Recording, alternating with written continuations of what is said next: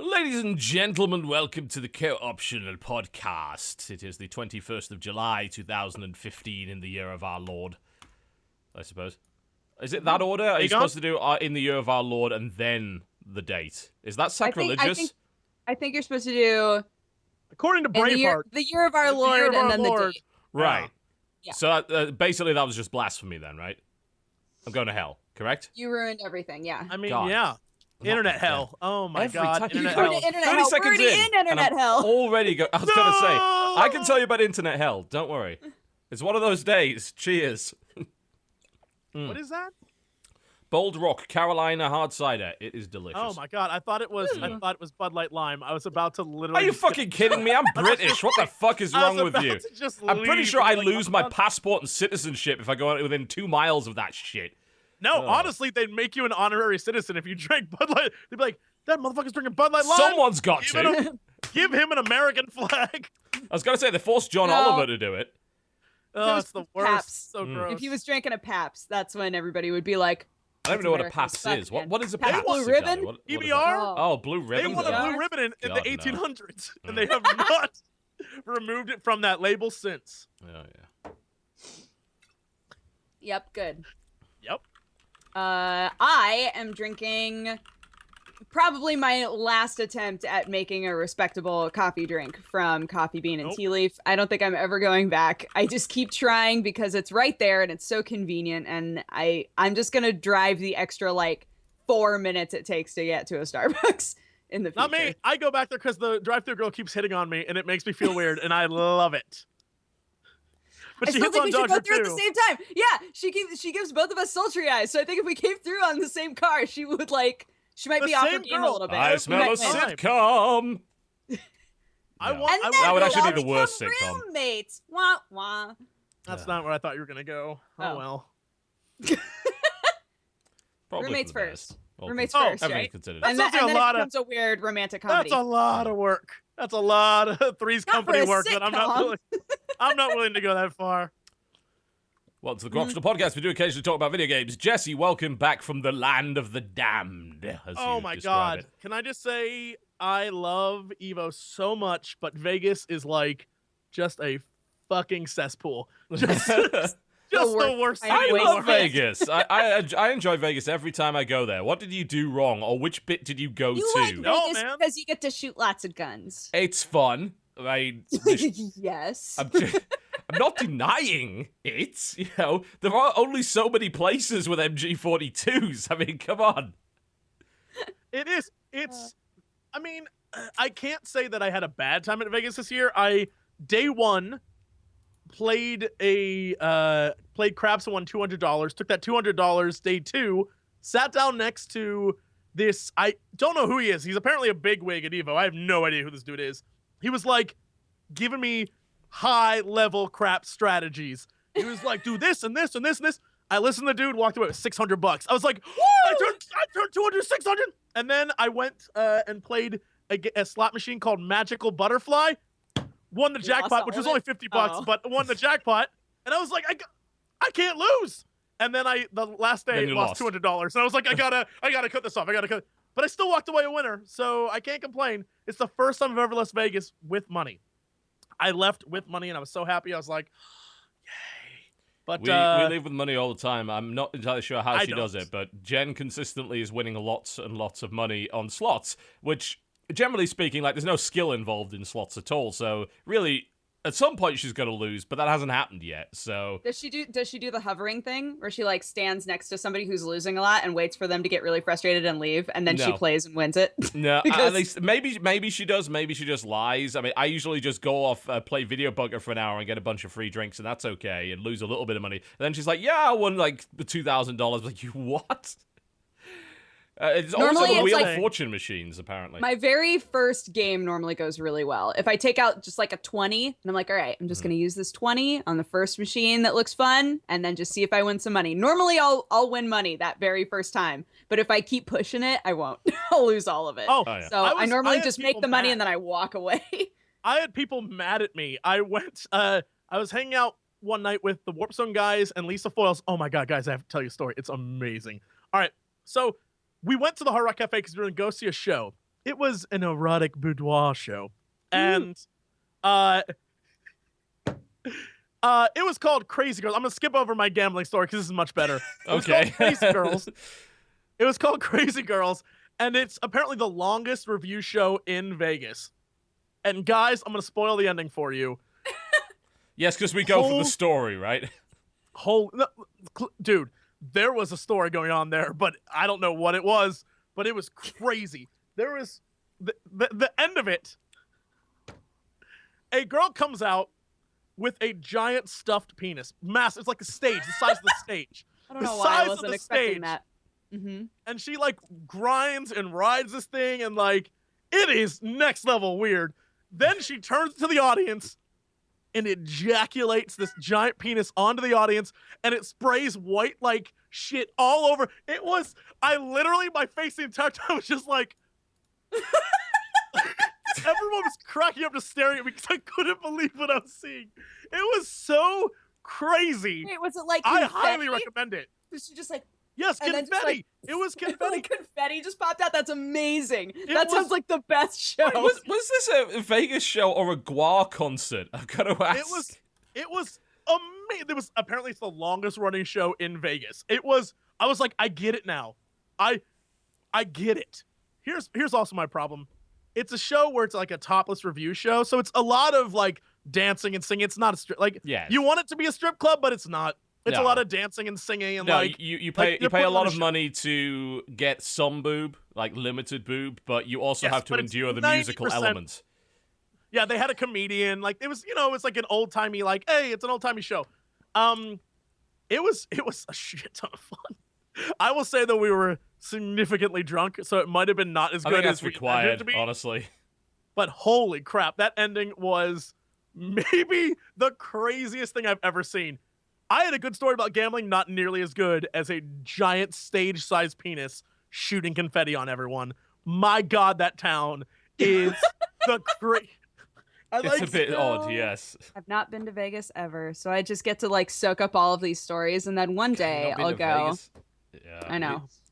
Jesse and the Warp Zone guys were all texting me though, being like, "Where the fuck are you? Why aren't you at your Evo?" Twitter feed all weekend was like, I wish I was at Evo. Oh, I'm watching Evo. I want to go to. We're like, you literally could have come with us next year. Just come with us. I got to sit on my couch with my cats and also watch Evo.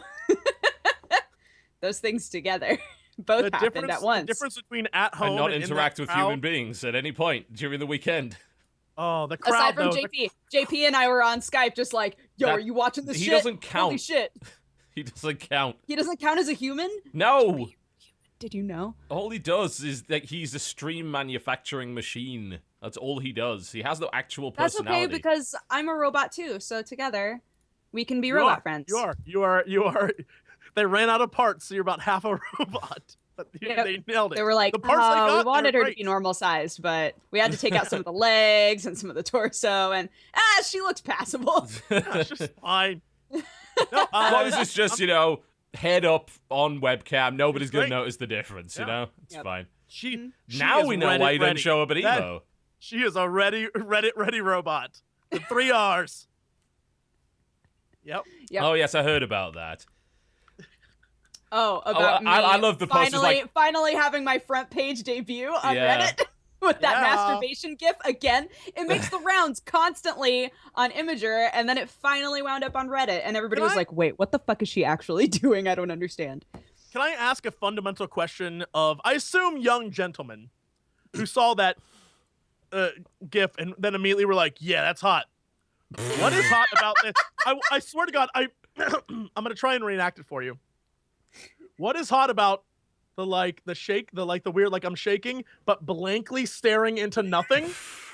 and then it's, that's it. That's all that happens. That's all that happens. And people are furthermore, like, God damn, that's hot. It's like, what? Furthermore, I would like to point out to those who are perhaps not experienced in such matters, that's kind of how guys do it.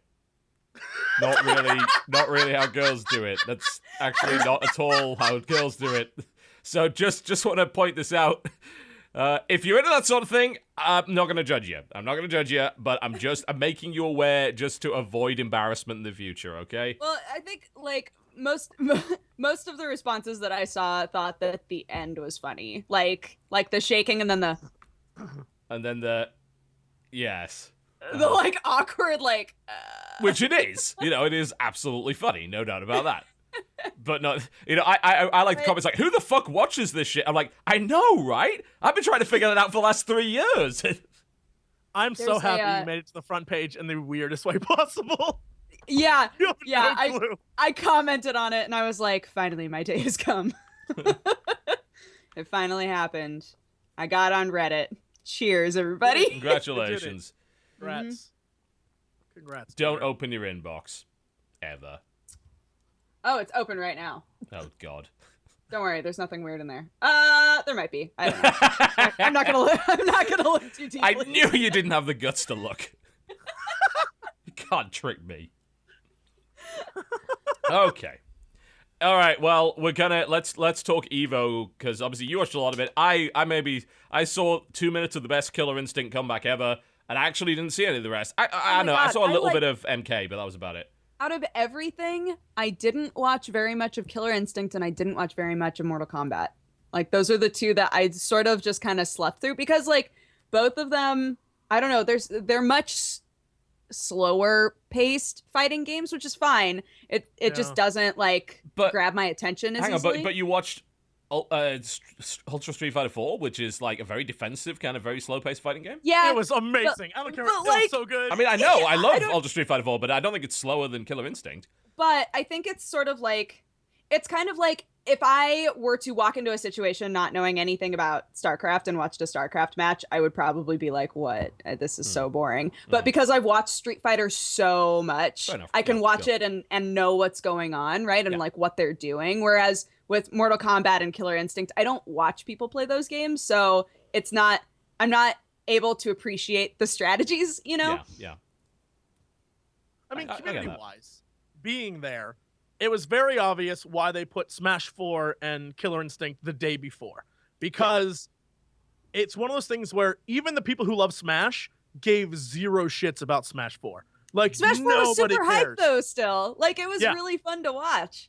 It was cool. I think that Killer Instinct was a lot of fun to watch, too.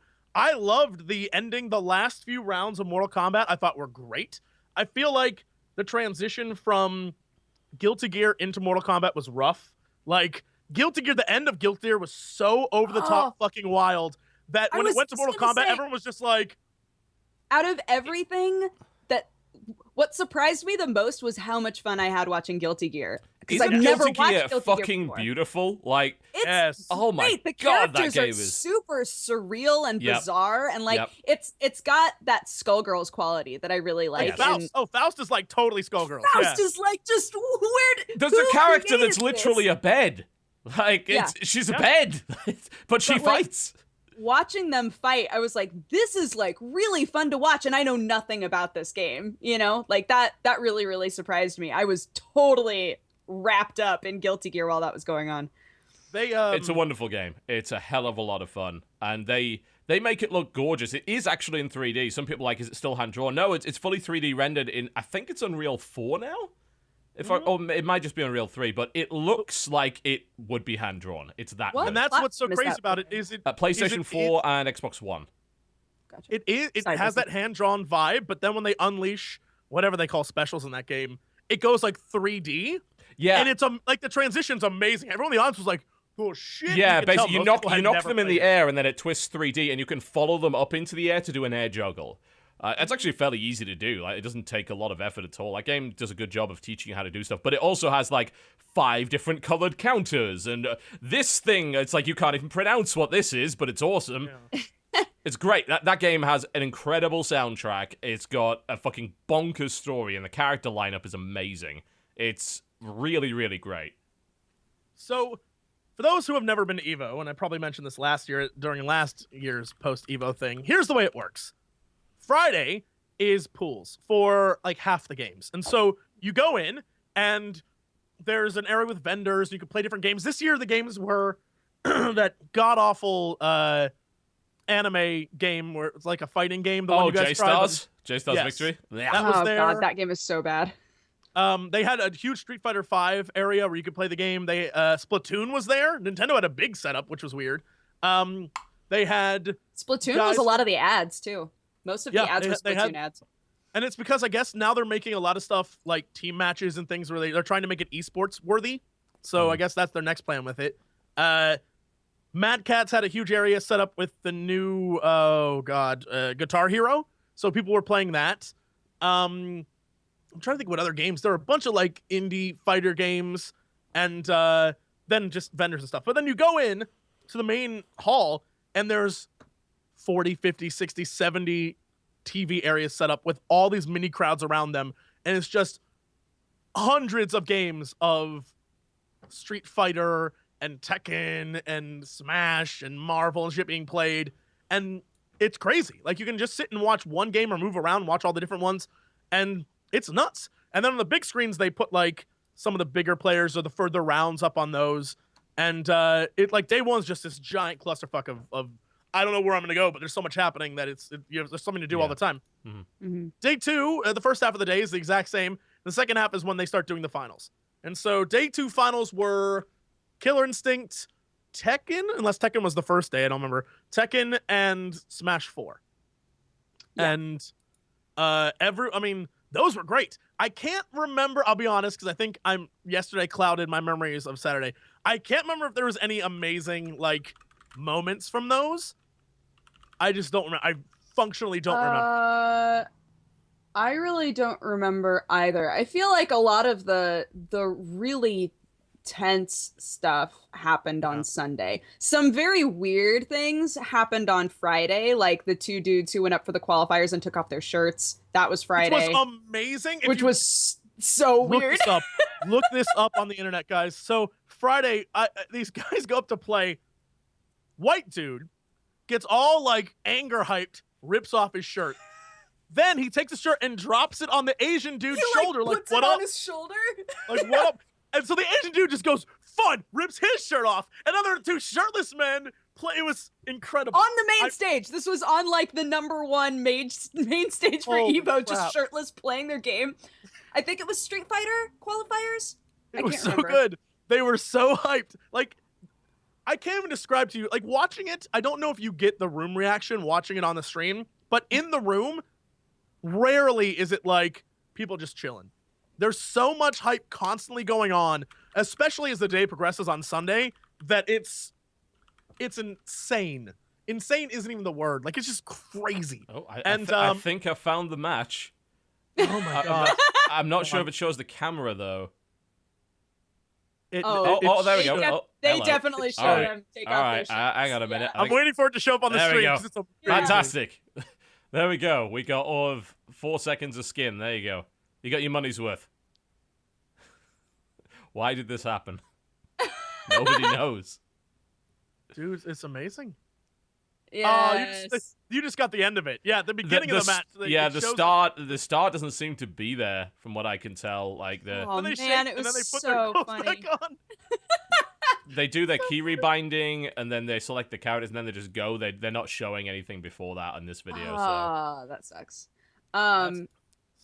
Yeah, the other thing that happened on Friday that really made me laugh, but this was just like, it just happened to be this way when I turned the stream on. I turned the stream on and I was watching, I think it was Melee qualifiers. I'm not sure. It was Smash. But I turned on the stream. It was two dudes. One guy died once, so he was only down one stock. He got pissed, rage quit, and just walked away. And they were like, did that guy just... Is he... Okay, well, the other guy wins. I was like, what? He like went up there, was like, a moment. Yeah, I'm going to be in a qualifier now. Died once and was just like, fuck it. Walked out. It was bizarre. I think it was either Friday or Saturday, and I think it was Smash, and I can't remember who it was, and it's going to drive me crazy. I know I'll get a message from one of the people who were there, but a dude is playing, this guy's playing another guy on stage. He loses the first set and then starts like bawling, like crying, and puts his hand down and is just like crying. And the guy next to him doesn't know what to do, so he's just sort of like, and like puts his hand on his shoulder, and then the game's not commencing. It's like a minute 2 minutes, and everyone's just like, what's happening? And then the second guy starts crying as well. Like I don't know what's going on. And then all of a sudden they just start. And then just start. And it's like, Oh, what just happened here? dude. It's crazy. The casters at the end of Evo, like after Street Fighter, they were both like crying as it was coming to a close. And I was like, oh, guys. Oh, no, those guys, yeah, they're amazing. That was really cool. I imagine since they had to, like, I can't even imagine the like levels of focus and talking they had to do during, because we don't hear the casters. So during the Street Fighter like top 8, the amount of just like my heart blew out of my chest kind of insanity. I don't even want to know what they were going through because the crowd was just like, yeah, it was when it was all over and like you know, they were all standing up there and getting their medals and stuff. They just like cut to the casters and one of them was just like this. Oh, just, James like, Chen is just crying. like yeah. crying. Yeah. No, just going through Sunday, because Sunday was the craziest roller coaster ever. The first major crazy thing to happen, besides Guilty Gear being really fun to watch, was the people's champion, Oshige, who was going against the guy who ended up getting first place. And it was on ESPN today. Like, it's literally been all over the world at this point. He beats him. Shige beats this guy in one match, thinks it's the entire game that he won, stands up, cheers, like starts going crazy. Meanwhile, the guy who got first place just starts killing him on the screen, just starts destroying him. Yeah. And the guy notices, Shige notices, turns around, runs back, tries to fight, loses, and all you see is him just put his head on the ground, like on the table. Fuck. It's so embarrassing. It is maybe one of the funniest moments I've ever seen. It's been all over the internet. This dude got so excited he forgot he still had to play. What was the guy's name again? Woshige. How do you spell that? Woshige. Woshige. Yeah, it's on ESPN and everything too. Like it's one of those things that's just hilarious. Woshige busts his nut early. Yeah, that sounds about right. Yep. He this was like in one of the earlier rounds of top 8, so he ended up in loser's bracket, and then he fought his way back, and like everyone started, like at first everyone was laughing at him because it was really embarrassing, but he came back and was so strong that everyone in the crowd was like, whoa, Shige, and like everyone was on his side, and he came back and he got to 3rd place, which is great. But from a guy who was like, when he started, he was in winners, and he was going against like he almost had first basically, and just lost it. And everyone was like, no. Oh man, everyone I'm just seeing getting pounded into the corner there. Yeah. Yep. And then the other guy basically goes and does the same thing. Yeah, stands up and cheers because then he did win. Because Shige thought that he had just won everything. It was crazy. He came back though. He got 3rd. Very respectable. The crowd loved him. They all, by the end of it, everyone was just like, we love you, Shige. So, you know, everyone was pretty good sport about it. Although at the time, the crowd was like, dudes are rolling on the floor laughing. Like, it felt so bad. Everyone was giving him shit. Oh my. The Melee Grand Finals were really fun to watch because it was Armada versus Hungrybox, and Hungrybox is just like such like his persona as a player is just such a big douchebag. And like I left the room, I came back and he had taken his shades off, and I was like, oh shit, Hungrybox is finally taking this shit seriously. And Armada's just like so serious the whole time. If you followed any of my tweets or you followed Smash, I will simply say this. Hungrybox is the bad guy you need in a sport. Every sport needs to have a heel. Hungrybox showed up and was like, I'm going to go into top. And he's a nice dude. He's really nice. He's like friends with some of the other guys up there. So you know he's doing it all like for show. Shows up at top 8 with shades on, like stone cold face. Like earlier on, he was beating up little kids in Smash. Like he went into this tournament just like as an asshole. Got up on stage, continued being an asshole. He went, chat's right. He went full Hollywood Hungrybox. He was just like complete asshole. And he was he kept doing things like man. he was doing things like running the timer out, and everybody was like, boo. Oh, timer scam. He was using Jigglypuff and just bouncing back and forth off the ledge and just floating because he was against all these foxes who were just firing lasers, and he was like, fine, I'm just gonna sit off the corner and let the time run out. Like he was doing super douchey stuff. and he just kept winning and winning and winning, and everyone was like, "Boo!" And I was like, "I love this guy, he's so good." And then he went up against Armada, and it was like this Clash of the Titans. Like, this is what you need. This is just like Marvel last year with Chris G versus Justin Wong. Jimmy, look, doesn't matter. I feel so bad for those two. I confuse them all the time. One of the Wongs, and shut up, internet. Jesse, what the fuck? Break. Come on. Give me a break. Look, Come on. It's not my fault. Stop having Jay Wong. It's, whatever. Jay Wong. And so, it was crazy. It was an amazing moment, and everyone was just like losing their shits, and it was really, really great. And I loved just the I don't know, the progression of emotion at the end of that match, because like they sat there for a sec, and again, like Armada is just a very like stoic person, so they like sat there for a sec, and it like Armada fully, realizes that he's won, and he just stands up, and you see this relief, just this pure, just like, I did it. It was like so precious. But watching Hungrybox play was amazing, because he started the top 8 with Shades. Then around halfway through, Shades came off. Then he just he like gave up with chairs. He no longer used chairs and just stood. He stood. That's right. It was so good. Like, he became the villain you had to root for. We were just like, this guy is so in it to win it and gives zero shits about people. I was like, when the crowd would boo at him, when he won, he turned the crowd and be like, what? Like, he would antagonize the crowd. It's like, oh, so good. Thank you, Hungrybox. So that was great. And then the problem is right before that was Mortal Kombat. Mortal Kombat, I thought the first maybe 5 matches were just so boring. But then you started to see some really cool play and some really awesome abilities. And I think by the end of it, the crowd was like behind it. But it was weird placement, because I feel like they felt like it was going to be, as the day went on, it was going to get more and more crazy. Like, more and more people would show up, more people would care. But the way the end of Guilty Gear turned out, it was just like last year with Blaze Blue. It was so amazing, and then they go to the next stuff, and you're like, "This is not as amazing." That last stuff." Well, again, it's like super, super fast-paced, colorful, vibrant game, and then you're going into a much darker, slower-paced, methodical fighting game, and it just doesn't. The hype doesn't carry over. Yeah. Yeah. I think Marvel this year was one of those things where, I mean, I was into it, but everyone was hyped except for me. I think I'm just done with Marvel. I love Marvel. It's fast-paced and stuff, but I'm just like, it's the same thing every time. It's like the meta, very little changes. I'm glad this year most of the big guys, like Chris G and Wong and, oh my God, like all the top people were not in it this year. I can't remember who made it. Neo was Golden Boy Neo was in it, but other than that, I can't remember any other big names that made it. I will say, speaking of Golden Boy Neo, screw whoever took his money. Some asshole at the con stole his backpack with all of his money and his trophy and shit in it. So, ouch. Fuck that dude. That sucks. That sucks so bad. Awful. I didn't know about that. Yeah.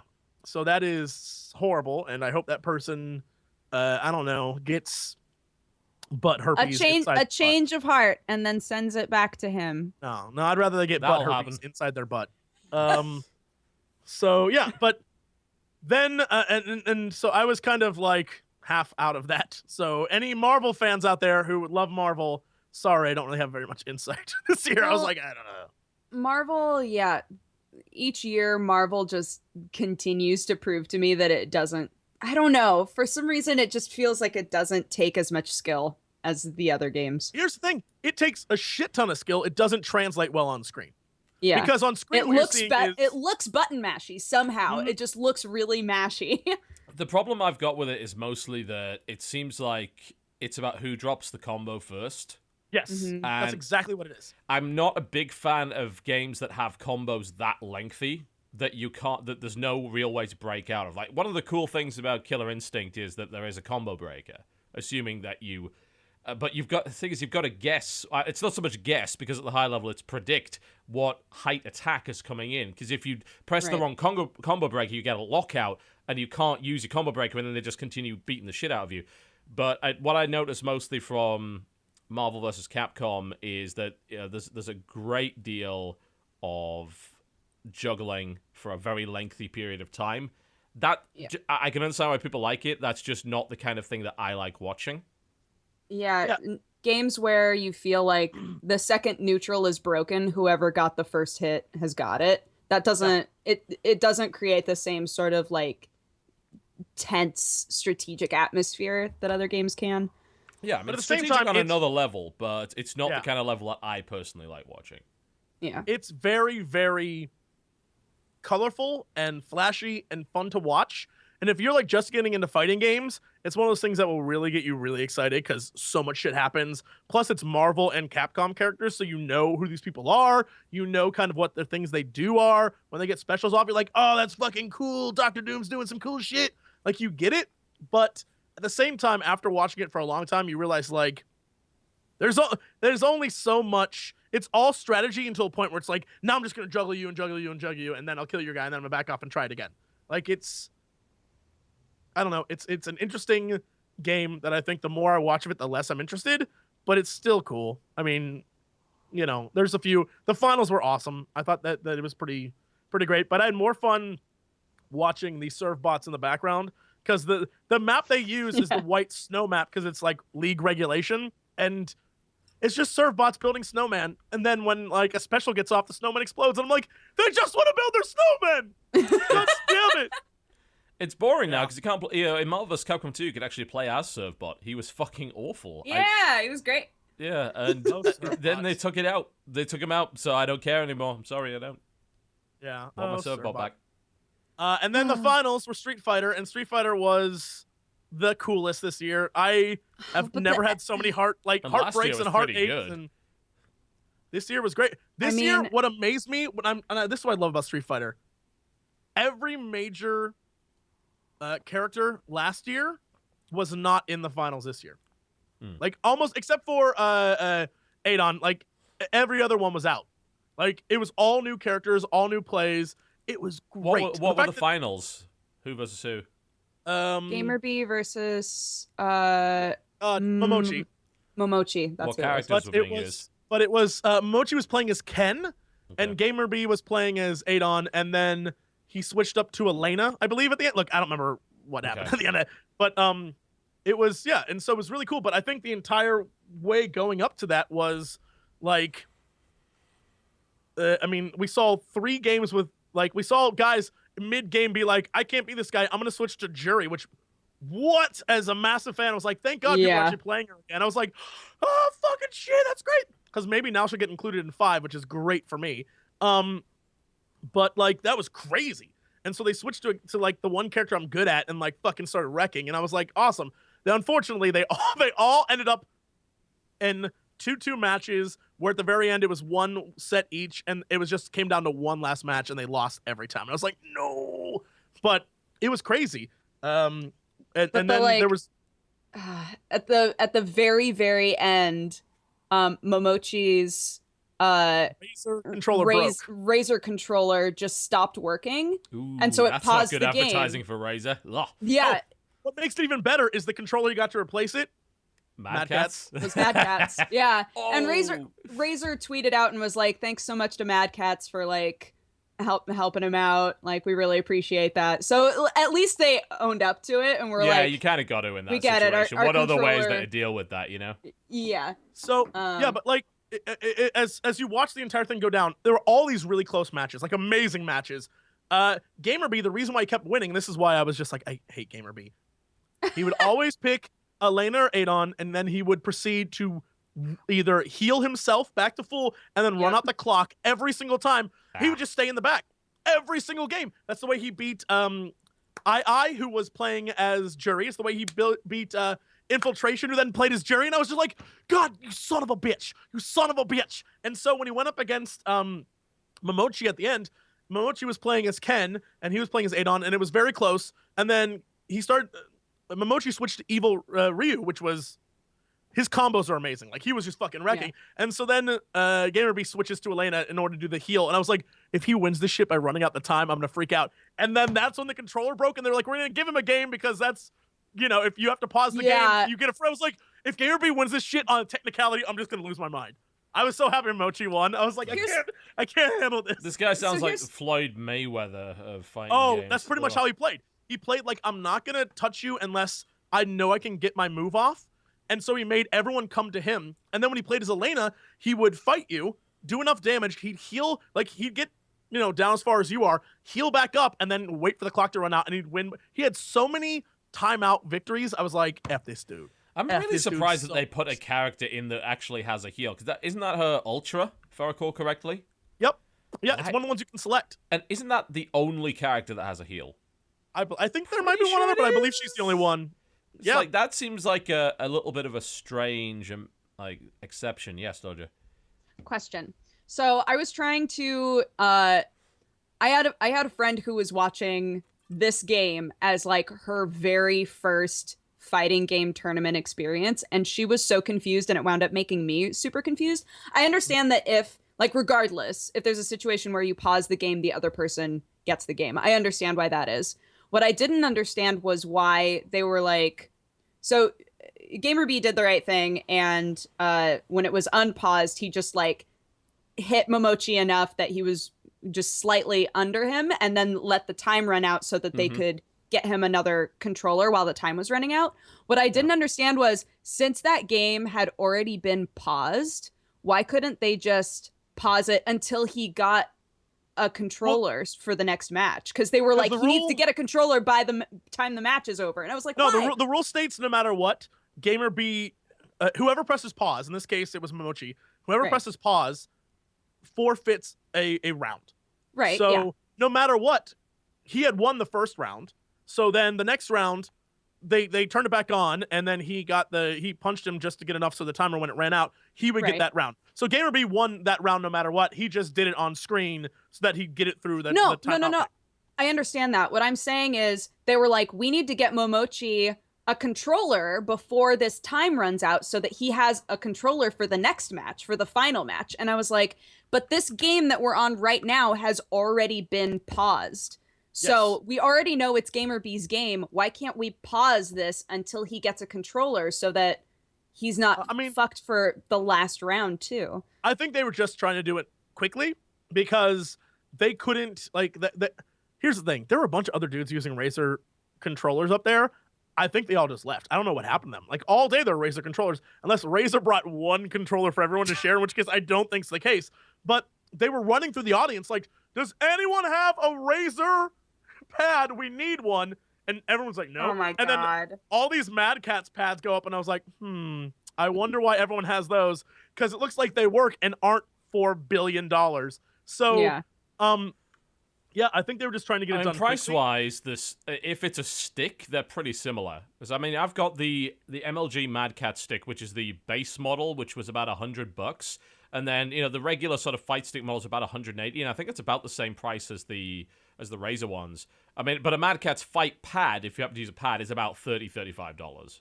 Like it's and they're good. They're good enough anyway. They fall to pieces, but they're good enough. The thing that was crazy is that this never had ever happened before. Like, it was the pad legitimately broke. And so you can see him on stage. I don't know if they showed it, but he's trying to explain to Gamer B, and he's trying to explain to all the guys. And I'm not sure their level of technical English, because I know they're both from overseas. So I don't know I don't know what was going on stage. Well, Gamer B's Chinese, if I recall correctly, isn't he? Something along those lines. Korean, maybe? I don't remember. Don't think he's not Japanese. Momochi's Japanese. I don't know, but he was something else. That's so racist. He's something else. But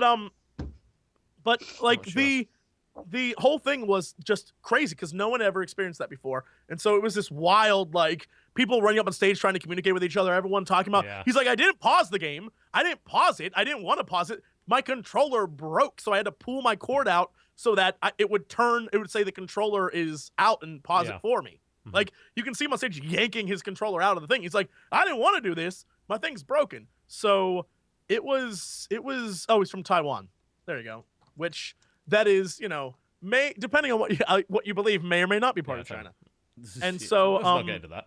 Yeah, let's never get into that. And so, it was like a crazy moment. No one really knew what to do, and everyone was really, really freaked out because a lot of people believed it wasn't the round, but the match that was forfeit.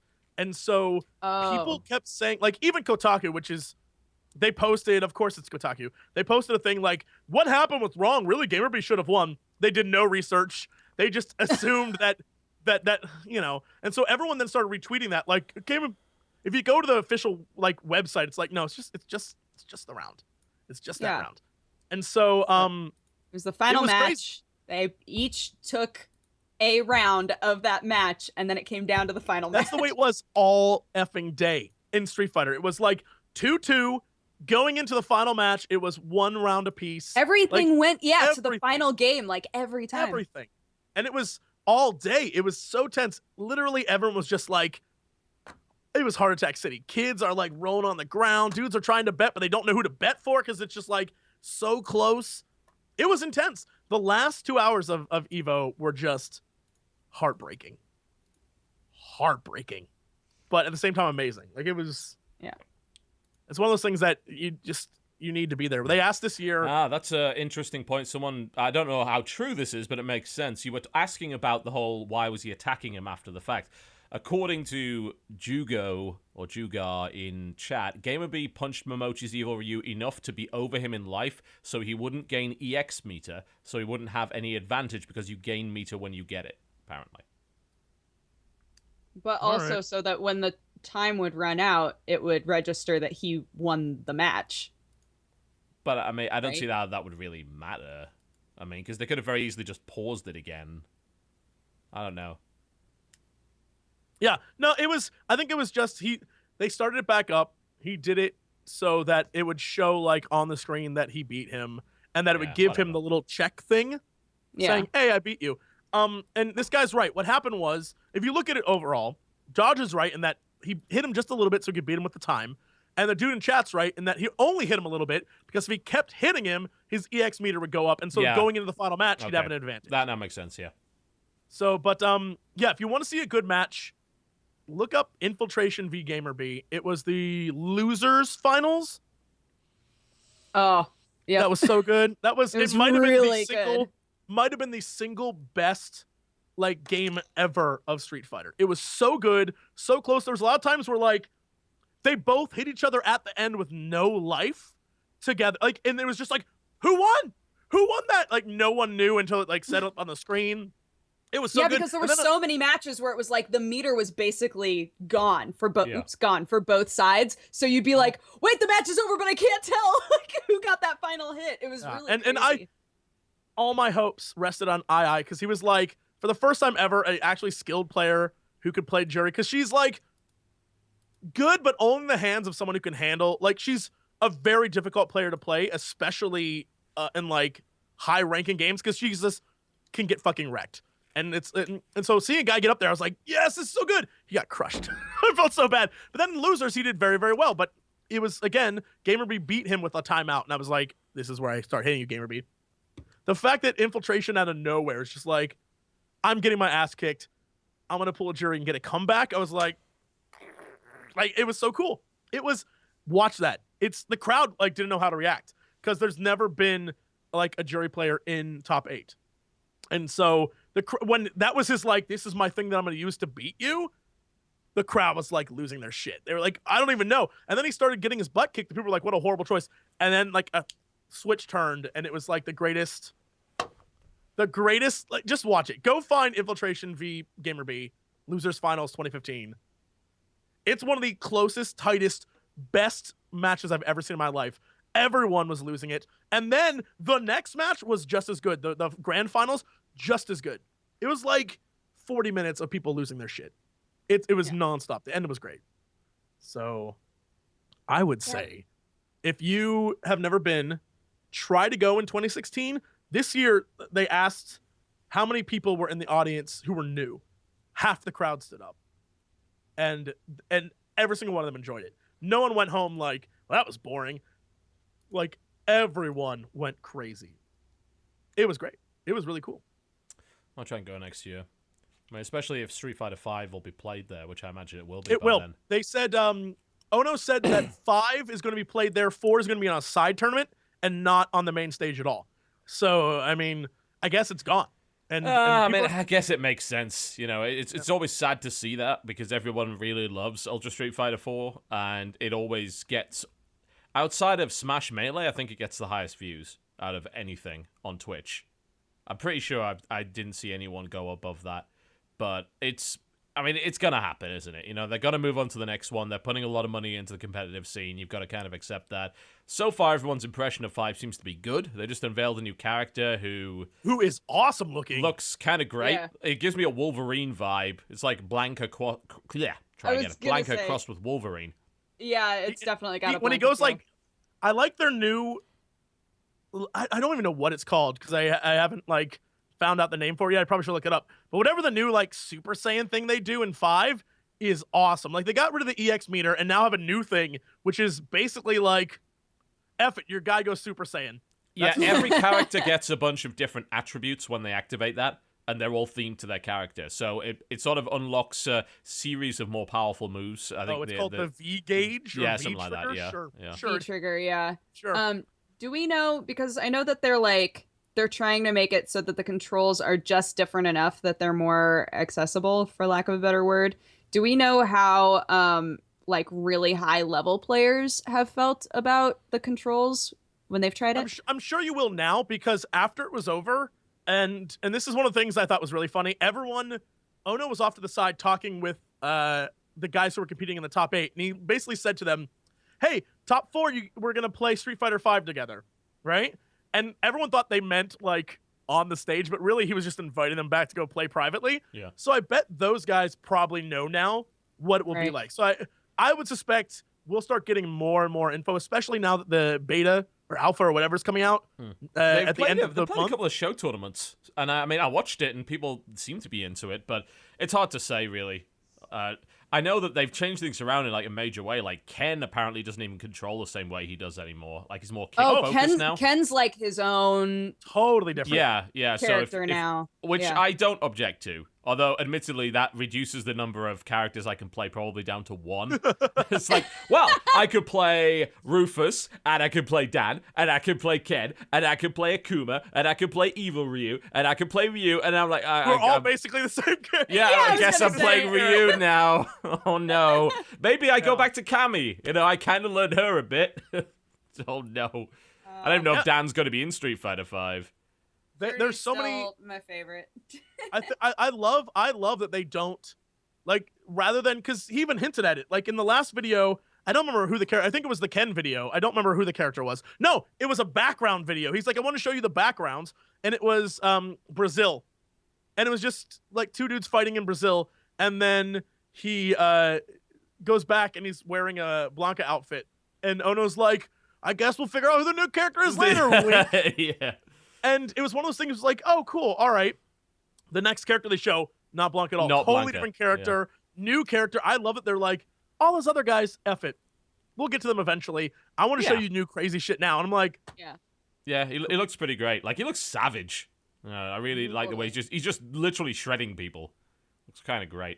He did do the whole Wolverine, chest, like... Yeah, he's all like Berserker Barrage nonsense, yeah. Which I'm okay with. Yeah, Street Fighter 5 is going to be great. I can't wait to see what happens to that. It looks good.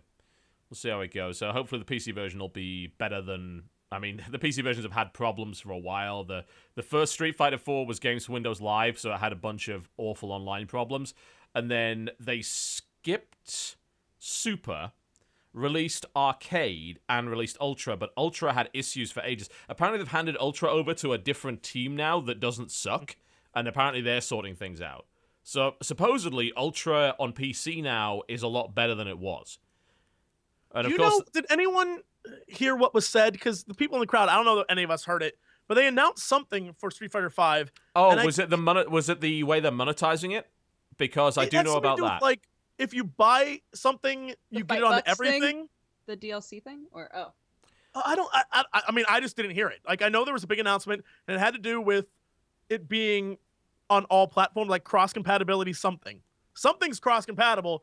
I just don't know what it is. That's all I know. I didn't hear about that. I did hear about the way that they're going to be doing DLC they're going to let you earn the DLC. They're not going to release any new, like, update versions. So they're not going to release a Super and an Arcade and an Ultra anymore. They're just releasing DLC characters, but you're going to be able to earn the characters with in-game, like, accomplishments. You don't have to actually buy them. Well, there's an in-game currency that you can spend money to get, or you can just play the game and $5, earn right? it. $5, yeah. And then you'll be able to use the in-game currency to buy DLC, yeah. All right. Yeah, I didn't hear that, so I have no clue. But that sounds cool. I'm really interested to see like what happens. I think next year's Evo is going to be probably the craziest because the game launches spring. Evo is in July, so the time between launch it's going to be wild. Well, I mean, they're going to be practicing a lot on the crazy. beta, though, right? I imagine so, but I think like just the few changes they can get in between then and Evo, like there's gonna be so much crazy shit. Plus, if you're unlocking characters for bucks, then there's gonna be guys like there's different skill levels and different things. It'll be nuts. Well, I can't wait to see my what pools understanding look of it like. is you get all the characters by default, and then it's the DLC characters, and you can either just buy the DLC characters regularly or you can earn them. Also, missed opportunity. Why the hell is the in-game currency not called Bison Dollars? Why is it not called Bison Dollars? They should have been Bison Dollars. What? How do you miss that out? Like, come on. Oh Messed up. How to man, do it? I want to say every year the best moment is when Ono comes up on stage, and nobody knows what he says. Nobody in the audience has a clue what he says, and they all cheer. He could literally be like, "Fuck America," and everyone would be like, "Woo!" Like losing it because they're just so hyped that he's even there, and he's always dressed up in a silly costume, and he's always just really. He made everybody sure you can. He's so cute, and just everyone loves him to death that it doesn't matter. It just the first time I ever met the guy, he was dressed in a Chun-Li outfit.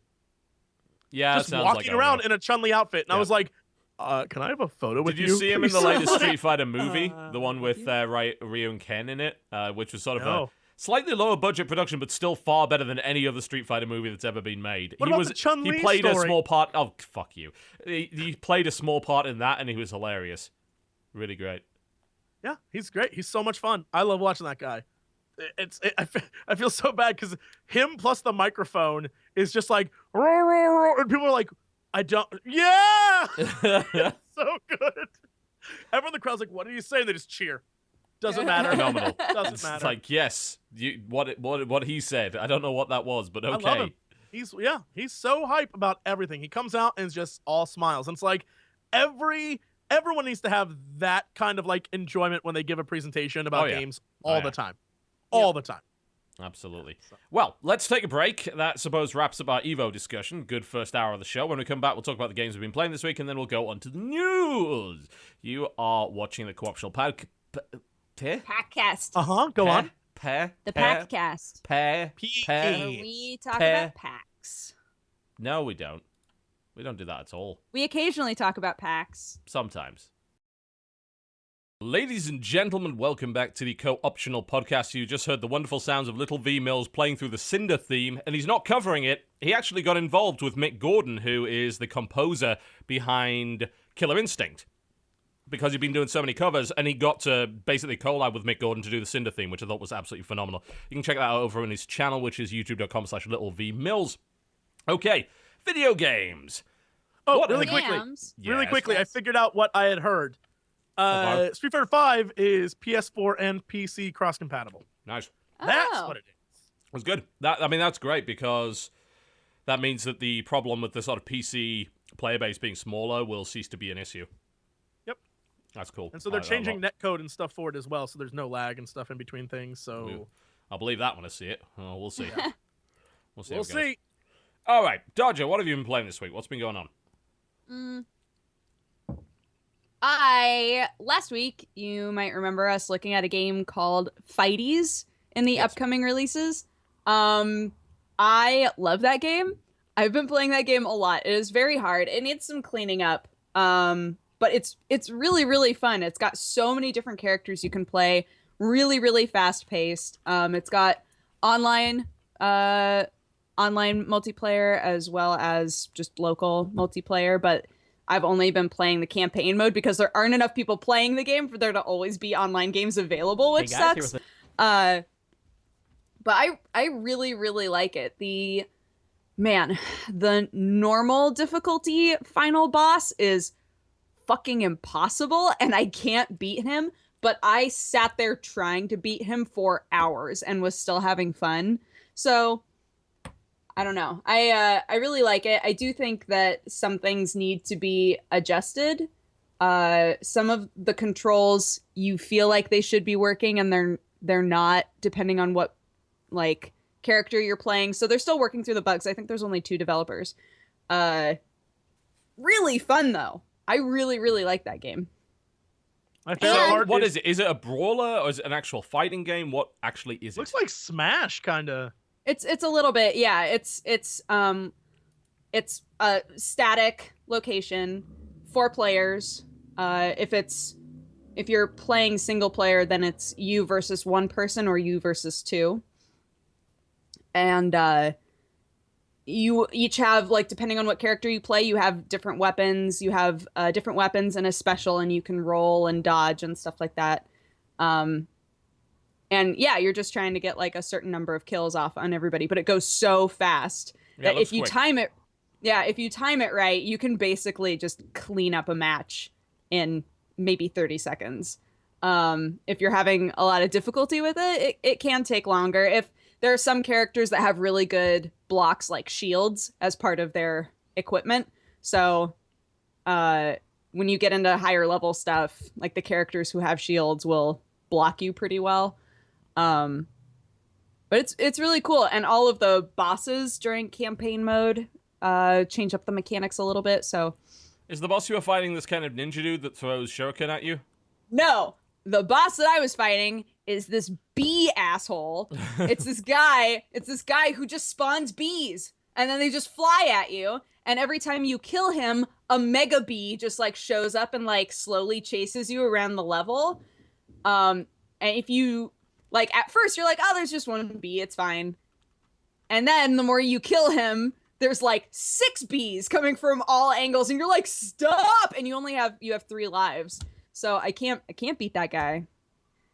Yeah, thanks to Take Yasugi for the footage we just showed you there, which looks really, really damn difficult, and he's having problems as well. So there you go. Yeah. Have you?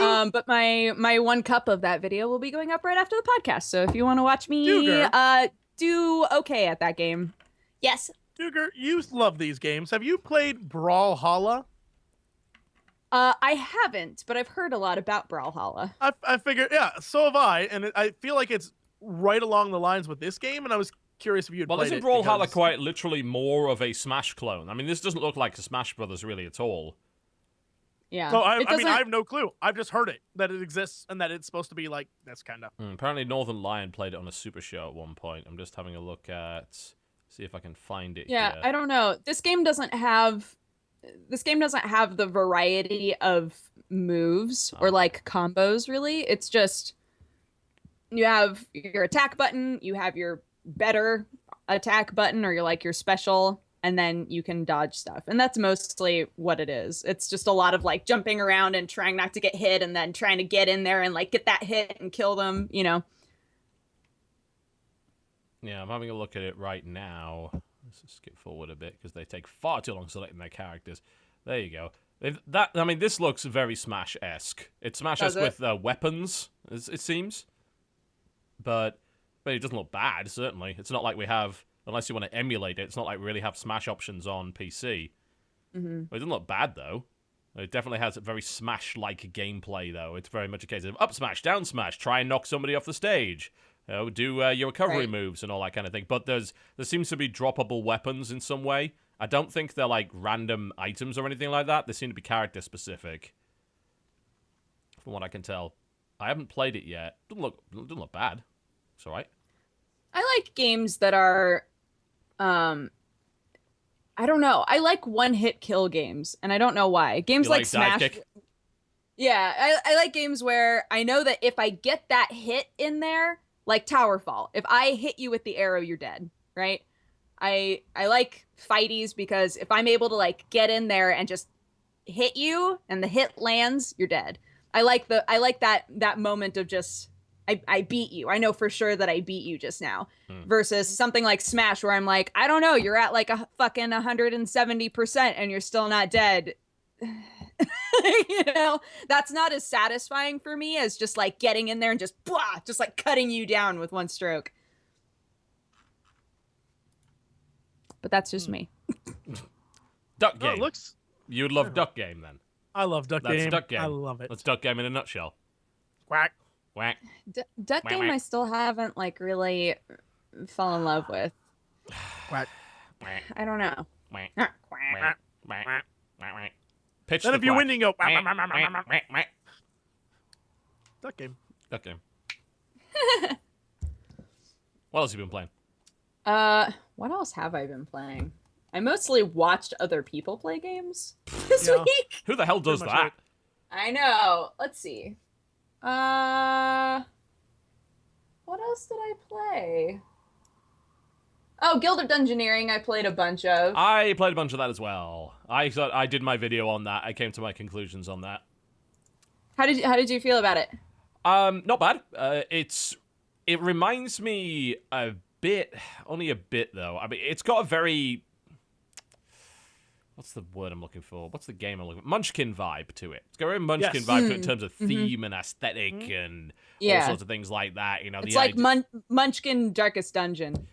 Yeah, I think, because I played the board game version of Munchkin, which is Munchkin Quest a while ago, and it's actually kind of like that, because you place the rooms down in Munchkin Quest as well, and they spawn monsters and stuff like that. So I think there's probably a bit of influence there. So I mostly like it. I think that what they really need to do, this is just got me pissed off. They need to speed up the animation time. Like, when you're fighting, everything takes too long. Like, and it's not a case of like, because most of the time you don't have to make any complex decisions. Because most of the time there's always a right answer of this is the optimal card in this situation, and you're only going to have like 3 to 4 of them at most. But you click them, and then it draws the cards. It takes a few seconds to do that. It takes a few seconds for the other guy's cards to come in, and then the kind of fight animation. And like, fights take about 3 times longer than they should, in my opinion. For me, it's not necessarily that I want the animations to be faster, it's that I want to be able to click through the animation. Yes. Yep, that works for me too. You know, I'm totally fine with the that. animation still taking their time, but I want to be able to just click to my next move. Yes, exactly. That's the one thing that got me the most, because everything in that game drags on just a little bit too long, and that stuff really, really builds up over time to kind of bother me. I would also say that, I mean, I don't mind the idea that you can get completely screwed on a run, because the whole idea is, look, these guys are here to die. It's all it doesn't RNG. matter. Yeah. I mean, you can lose the first fight, and you can't do anything about that. That's entirely possible. That could happen. I don't know how many cat burglars I've killed. Every cat burglar I take in, I murder. And I'm like, I'm so sorry. I'm just never going to use cat burglars ever again. And I haven't. I had a good amount of luck with cat burglars, so I did well with them, actually. Really? God, I do so bad with them. Yeah, although I find the apprentices are a lot better, because once I worked out the way that the item system works is essentially items give you stacking levels, which unlock parts of a deck. Oh, it's like, the apprentice starts with Fire 1. Okay, so if I get the mug drop, which is like the basic one, I immediately have Fire 2, and I can get Fire 4 really quickly. And Fire 4 is like, you get a card that does 4 unblockable magic damage. Like, it'll just blow things up. I don't think that came across very easily at the beginning. Like, I didn't entirely understand that items weren't giving me abilities. It was that items were making me more powerful, which gave me new cards. Yeah, it's like they're unlocking suits, essentially. Like, a suit is in like spades and clubs and stuff like that. Yeah. I didn't get that either. I thought each individual item had its own individual cards, but that's not true. It's the little thing underneath that says, like, Armor 3. It's like, that gives me access to the Tier 3 armor cards. It doesn't matter which piece of armor I got to get that. Right. So it clicked for me that that's how it worked when I was replacing an item at a certain point, and I was like, wait, that ability didn't come with that item originally. Yeah. And then I was like, wait, oh my God, I get it now. Like it's making you more powerful, and then you unlock new cards. It has nothing to do with the item necessarily. No, it doesn't. So it's an interesting way to do it, for sure. I like it a lot. Yeah, I dug it once I got it. They don't explain that well at all. Like, they really could do with doing that.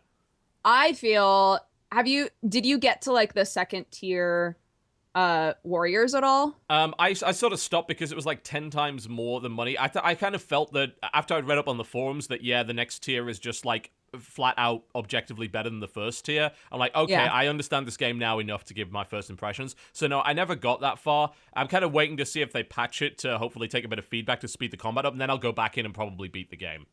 Right. assume you Alchemists did. are so OP.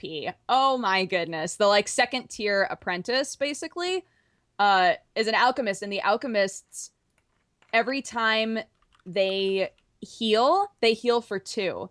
So you can either use a heal to basically like negate an attack on you, or you can use it when somebody's not attacking you and just gain an extra heart. Yeah. So if you play it right, you can start with like kind of okay numbers of HP and then just slowly become super like strong.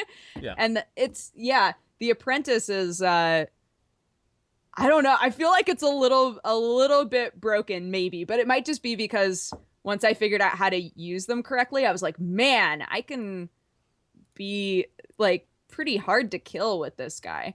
So I don't know. I really like them because you can just heal forever. Yeah, it's a pretty fun game. It's got a great theme, great aesthetic. It's essentially a card game. Don't be fooled by thinking it's a dungeon crawl or anything. It is a card game. Oh no, it's entirely a card game. Yeah, absolutely. Mm-hmm. But it is pretty good. I love those little musical interludes. They are fantastic. Me too. But you do need to go into it with sort of a Darkest Dungeon frame of mind, in that sometimes you're gonna put somebody in. Yeah, you're gonna put somebody in a new dungeon and they're gonna die immediately because you didn't know how the dungeon worked. Like you have to use people as fodder sometimes, and that's fine. It's just there's no penalty. There's no Use penalty. mimes, you mean? Throw all your mimes in all day, watch them die. Totally useless. I've yet to figure out how to play a mime. I don't know how. I just don't get that class at all. Really? My first mime actually lived, I think, longer than my first of anything else. My first mime died instantly, and every mime since then has died instantly, and I just don't understand them. And the world is better for it, right? Yeah. Something else that is different that I didn't realize at first is that you don't level up the characters like forever. No, so it's not like if somebody goes through a dungeon and makes it, they come back and they're more powerful. No. It's everybody always starts off at the same power. So it's relying on you to be better at utilizing the cards that you have and making better builds and like understanding how to make the dungeon that suits like whatever mechanic is going on best. So it's entirely up to you to be smarter about how you play the game, rather than being like, I've got this guy and he's lived for a while, so he's level 5 and dungeons I'm are gonna take him entirely and just annihilate. disposable in that game. Yeah. It does not matter. If they die, you don't give a fuck. You know, it's not a big deal. Yeah, you have to imagine that everybody, no matter what, is level 1. When you start off in a dungeon, you are you are the base level of that class, and you have to keep them alive. Yeah, you grind up just enough to be able to do whatever objective it is, get them the number of levels you need for that. If you want to like grind a little bit to get more gear, because you can turn gear into a treasure drop, so you can keep placing monsters and keep collecting money. And that seems like the way to really accelerate your progress quite a lot. I didn't want to do that because I found it astonishingly dull, but I heard that people got into a situation where they just looped that and just kept doing it until they got the money they needed to get to tier 2. I'm like, well, I'm not going to do that. Right. But it's pretty good. I would like to see that stuff sped up. And if they do speed that stuff up, I'll go back and finish it, I think. But I won't until they do that, because I find it very frustrating to have to wait. There's just a few extra seconds every time, just drive me up the wall. Yeah. Can't do it. Anything else you've been playing this week? That's mostly it. That and just sitting all weekend watching Evo. Fair. Which I was totally into. So, yeah. Jesse, have you been playing anything this week? I mean, you haven't had the time. I mean, the only thing that I played for fun this week was more of Holy Potatoes, a weapon shop. I just put my video out on that. Yeah, we played it on stream quite a bit. I kind of love that game. It's so silly. I don't know that there's really much more to it than like the Reciteur style game. Well, I mean, it's barely that, really. Yeah. Like Racketeer or Recettear, however I don't know what it is, because people keep saying, oh, it's Recettear. No, it's Racketeer, because it's a parody of Racketeer. I don't know, and I don't fucking care at this point. Yeah. Who cares? The theme is identical, but the game, I mean, It's super there's cute. not a lot of decisions to be made in Holy Potatoes. No. Unless you get the random things every once in a while that pop up, but after a while you sort of know, like, oh, I don't do this, I don't do this, I don't do this. Well, I never had a moment where I did one thing. I don't think you played it on launch then, because on launch, that was entirely randomized. There was no right answer. Like, you get the same event multiple times, click the same thing, and get a different outcome. But they changed that. They patched that. I never did. Yeah, it's probably because you played it post-patch, because they actually changed that, because people were like, this is stupid. Like, why would you possibly do that? When on launch, you got those events like every 20 seconds. It was actually ridiculous. Like, it was getting beyond cute. A joke. It's a very cute. silly, cute. Oh, it's fun adorable. Absolutely little potato adorable. man. I love it. Which parody Smiths did you get? Like, after the first three? I got Laura four, Croft. Well, no, I mean, you start with those four. Like, who did you hire after that? Oh my god, I got oh god, what was his punny name? It was a Nathan Drake, but I can't remember what his pun was. Oh my god, it's gonna kill me. Whatever, it was a Nathan Drake pun, and I wish I could remember what it was. I got Winnie Stonebell, which I think Dodger should get if she thinks about it for a second. Full Metal Alchemist. Winry. Like Winry? Yeah. Basically, every character in that game is a parody of either anime or video games in some way. So you get. That sounds like my jam. You start off with Bulk Bogan, brother. Okay, great, good. Laura Craft and some other guy who I don't really recognize. And then you get this random Viking dude. And then you just get access to all sorts of ridiculous Smiths that are obviously based on anime or video game characters. The whole game is one giant reference. Like, if you find something that's not a reference to something else, you'd be surprised. Because everything is. Like, it's almost too much, in a way. So far, this really is sounding like maybe a better or more updated version of Recettear. Is it? Or no, it's not. Right, I don't know if Jesse will disagree with me on this, but the game barely has any challenge to it. Like, it... Okay. Oh, I agree. It's very hard to screw up. Whereas Racketeer fucking murders you whenever it feels like it. Like a really good example is early on, the bad guy keeps like coming to you for money, and there was never a moment where I didn't have the money to do it. The one time I screwed up is when I realized the game makes you pay your employees. Yeah, you have monthly salaries. But once I realized that, I never just wasted money. So I always had money. When the guy came to collect money, I always had money. Like, eventually, I was always doing fine. I don't think there was really any challenge at all. Mm-hmm. It's just very cute and fun. I'm actively trying to find the name of this character because it was so good. It was so good. It's pissing me off. I wish they had a list of all the punny character names. But they don't. Aw, boo. I know. Boo. Oh. There are a lot of them. Oh, well. I mean, you get... one of the best freelance smiths you can get to upgrade your weapons is Portana. And it's just a potato katana. For no reason. There's a parody of everybody, actually. Just... Yeah, that would explain why my camera went blurry. It's like, oh yeah, there's... Oh, buggy hell. You know, I turned it off and on again. I was like, yeah, that'll fix it. It went widescreen and then it went blurry again. You look like someone took a photo of you, put it into Photoshop, and then did one of those, like, abstract artistic filters. Yeah, and it's probably something to do with the fact that there's a Posterize. big lightning storm over there. Let's not get struck by lightning again. That would be lovely. Oh. So, yeah, that's probably got something to do with it. exciting. It's been happening a lot over the past couple of weeks. Okay. All right. Yeah. So I mean, Holy Potatoes. I'd almost classify it as a clicker in many ways, like because it doesn't really require any strategy. Basically, all you need to do is every hero class wants a primary stat and a secondary stat of a certain kind of weapon. So you put people on the right station. So it's like, this guy wants primary attack and secondary magic. Okay, I'm going to make this weapon. You basically make the best weapon that you have materials for. All the materials you just get from sending your smiths out to explore. Like, there's really no penalty to doing that. And then you make the weapon. You can add a boost. You can add an enchantment. And then you sell it, and the chances are you get like, hey, that's an S rank weapon. That's amazing. Here's money. Unless you fuck it up. Like, on the video, So I got the stats the wrong way around, and I ended up getting B rank, but I've never had lower than B rank, because that would require you to sell, like, a magic wand to a berserker or some shit, which you'd never do, because that would be idiotic. okay, so now I'm imagining like Diner Dash. Not quite. Okay. Yeah, Have no. you played any of the games by Kairosoft, like Game Dev Story and Dungeon Village on mobile? No. No, never. So never. Kairosoft makes a bunch of games. I actually like Kairosoft games, but they're all very much the same.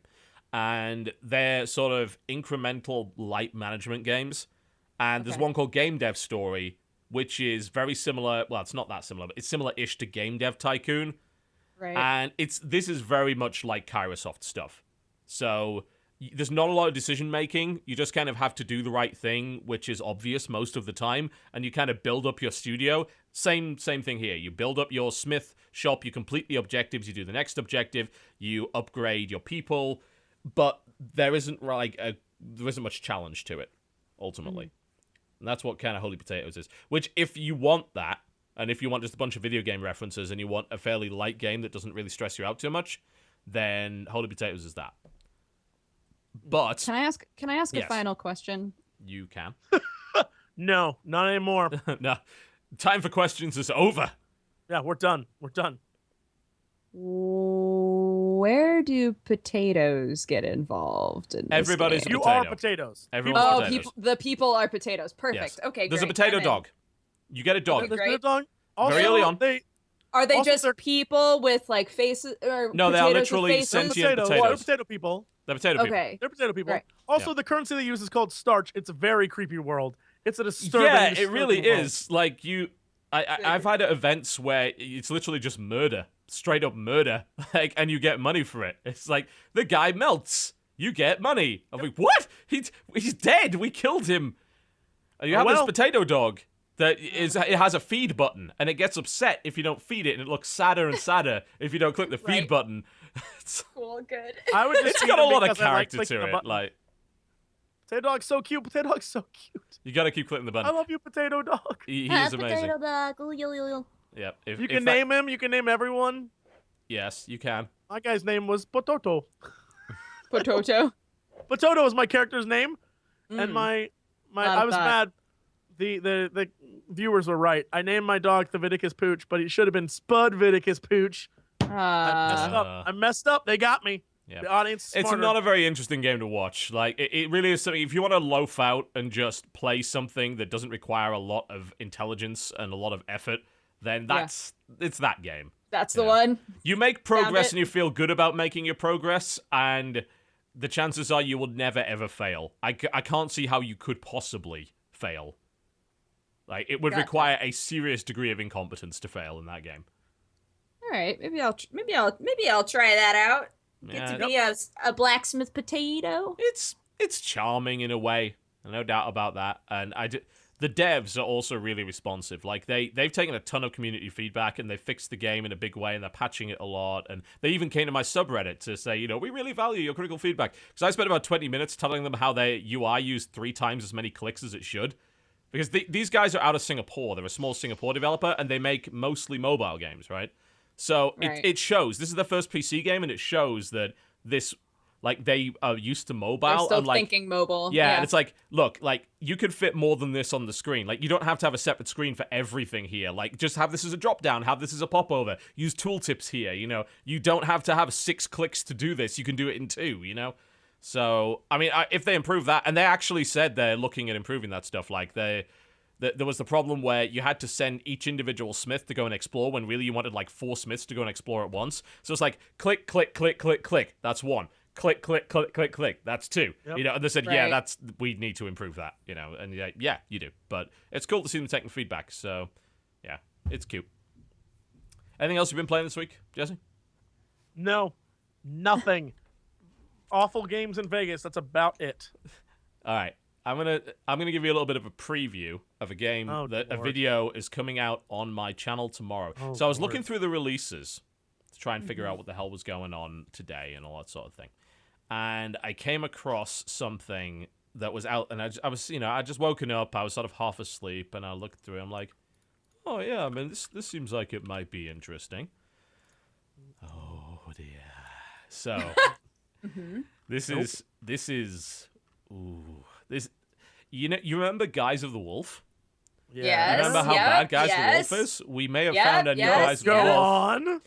It's called Yasai Ninja. And I thought, okay, it's a hack and slash game.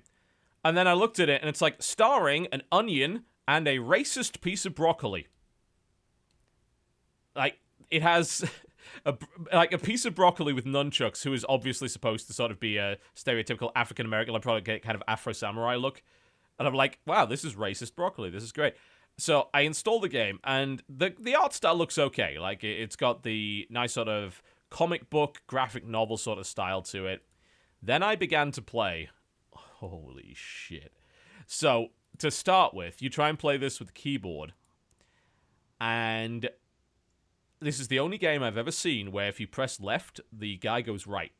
And this is a third-person, like, kind of character action game. Wait, what? Yeah. You Wait, press what is this? You press left, and the guy goes right. What? Like, what and I'm is like, what? this? This is... And I'm trying to figure out what the hell's going on. I'm like, I don't understand. So I plug the controller in. I'm like, okay, right. Obviously, this game was just meant to be with controller. It's probably just a bug.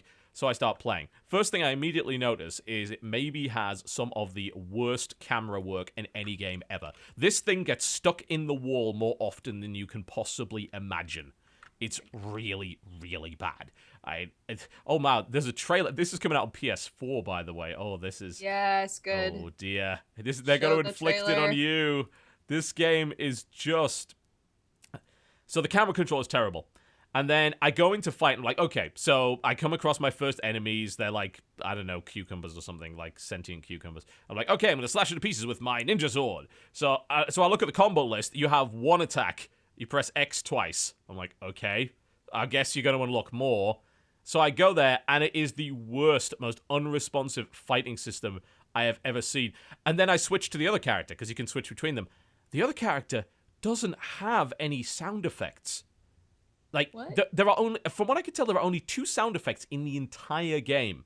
And that's the main character's sword and falling in the water, which instantly kills you. Nothing else has a sound effect. Nothing.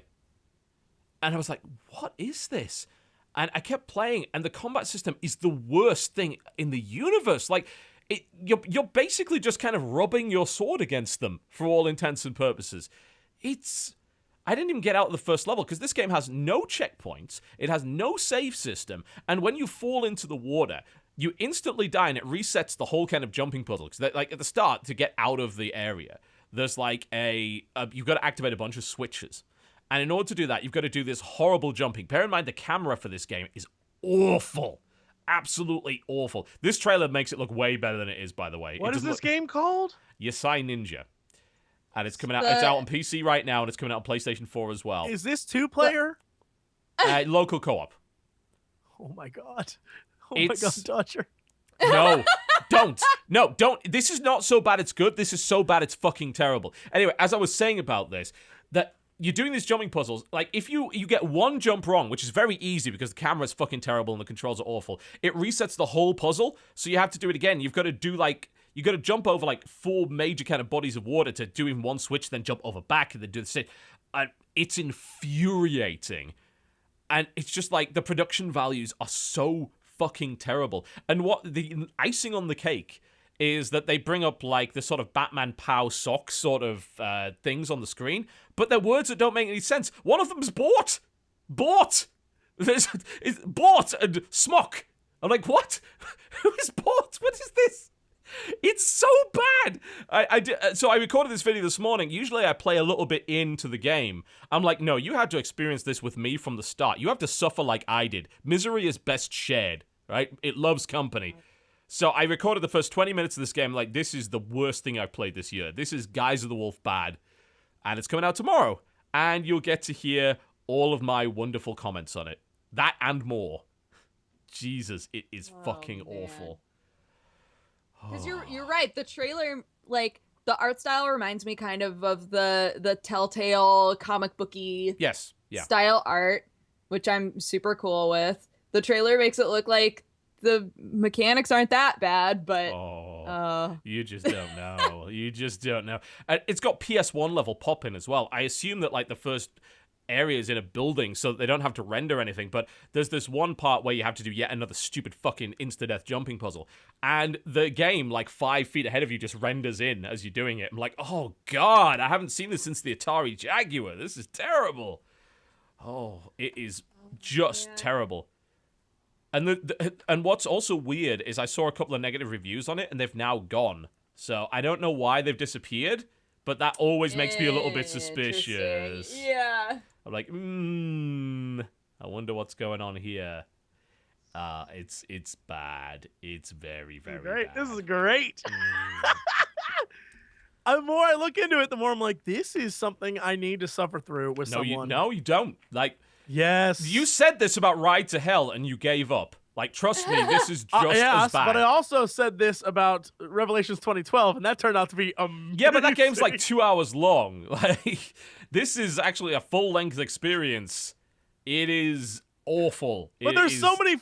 TB, you're missing the fun moments. Revelations 2012, Cret and I are playing the two other characters, the two female characters, walk river and drown themselves and die. Yeah, I know, just to get away from it. I can't. Oh, Jesus. I'm hoping that there's something in this game that's worth the awfulness of it. It's not. Oh my god, it looks so bad. There isn't. It's fucking awful. It looks so bad. Sorry, it's really bad. I need to play it. Okay, yeah, so there was that. Yeah, so fuck that. It's Wow. awful. Don't. A+. A game that I enjoyed a great deal more than that is actually on iOS, and my iOS kind of game of the week so far, it goes by the name of Card King's Dragon Wars, which is a card game of sorts. And they were like, well, what happens is you play the cards and fully 3D rendered creatures come onto the screen and do this kind of stuff. And we're like, oh, that sounds kind of neat. So I download it and I start playing it, and it's really cool and unique. Although I have the feeling I'm going to get fucked over by microtransactions and pay to win later on. I have this big vibe about it. But I started playing it. Card King's Dragon Wars, I believe it's called. Dragon Wars. I hope I'm right on that one. Is it Card King's Dragon? Yeah, Card King Dragon Wars. Yeah, Card King Dragon Wars. Yeah, there you go. And you start off in this tavern with this fully animated character, and you're playing against the tutorial. It's just some kind of elf rogue or whatever, and she's teaching you how to play the game. And you're seeing sort of her. She's got a little face in the corner, so she's getting mad as you sort of beat her and things like that. And there's a lot of character to it, and you get to play these cards onto the board, and they render as, sorry about the 4x3, but it's an iOS game, it's to be expected. And they render as fully 3D models, and each creature kind of has its own mini deck. So you're kind of making a deck out of 5 creatures maximum, a team of 5 creatures, and they have their own little mini deck. And when you attack with them, you can do what's called a drag attack, which is you drag one creature onto another. It takes energy to do it. Every time you do a drag attack, it draws an extra card from that guy's deck. And then these cards are always better than just attacking regularly. So you've got like the Bash, for instance, which you're seeing on the screen right now. You drag Bash over there, and he goes and attacks. And it's all fully 3D animated and everything like that.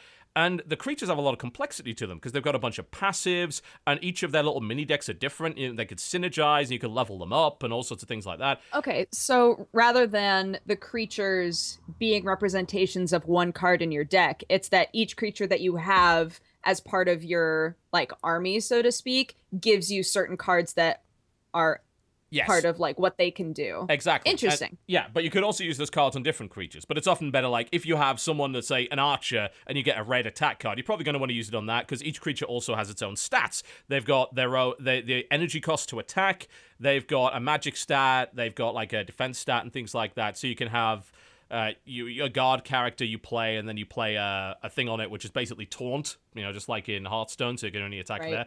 And you can stack a lot of effects up and come up with combos. And also, as you build energy, you get a hero card, which is like an ultimate ability, which you can cast for free. And there's just a lot of little details, like the character you're playing, he often, like, if he draws a hero card, he'll often dip into his tank card, which is next to him, and pull this card out, or pull it out of his ear or something like that, and they've all got kind of individual animations. It's got a lot of character to it, but the thing that I'm looking at with it really is, like, it really seems like it's probably pay to win kind of in a big way.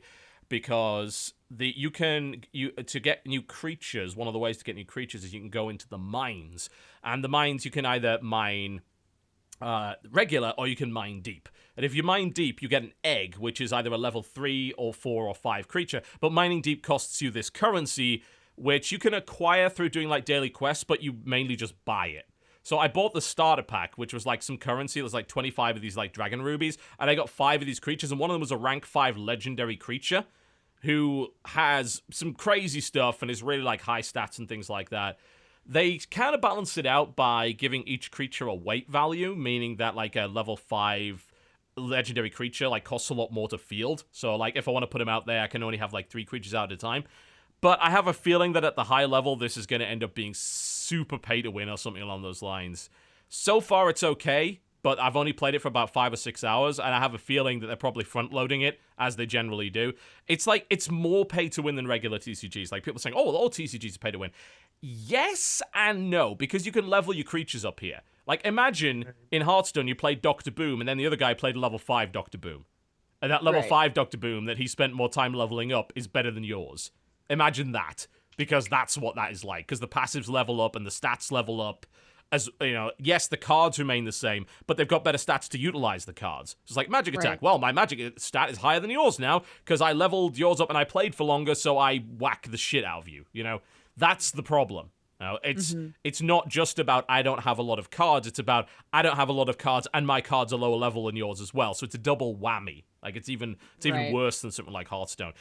But so far I'm enjoying it. I'll probably hit that wall at some point, but which would be a shame because it's actually a really good card game. Like there's a lot of effort that's been put into it. There's a lot of depth there. But I just have this feeling it will be uber pay to win later on.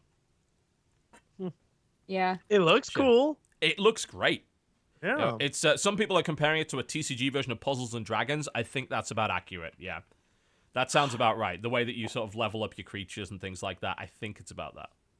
That must be such a hard decision to make as like a mobile developer to say to yourself, okay, do I want to just have it so that the app costs money in general?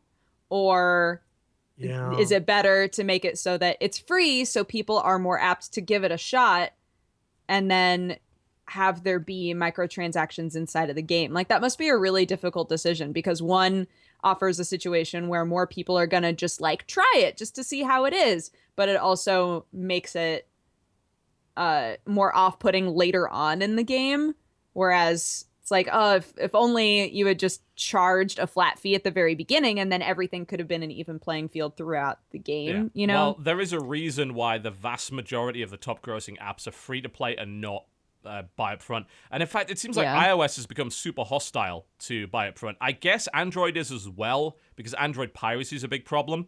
But on iOS, if you charge for your game, you're almost sending it out to die a lot of the time, unless you have a ton of marketing behind it. I mean, it was, I believe it is, there was a recent article that came out, I think, on Gama Sutra, where the developer of Threes, who I'll defend to the death, and I'm always super about the injustice of Threes in 2048 and all that stuff, but besides that, they released a free version of Threes, which runs ads. That version is making them as much money as charging for it. Just running ads. You know, that's not even like a free-to-play where you have to buy shit, just running ads.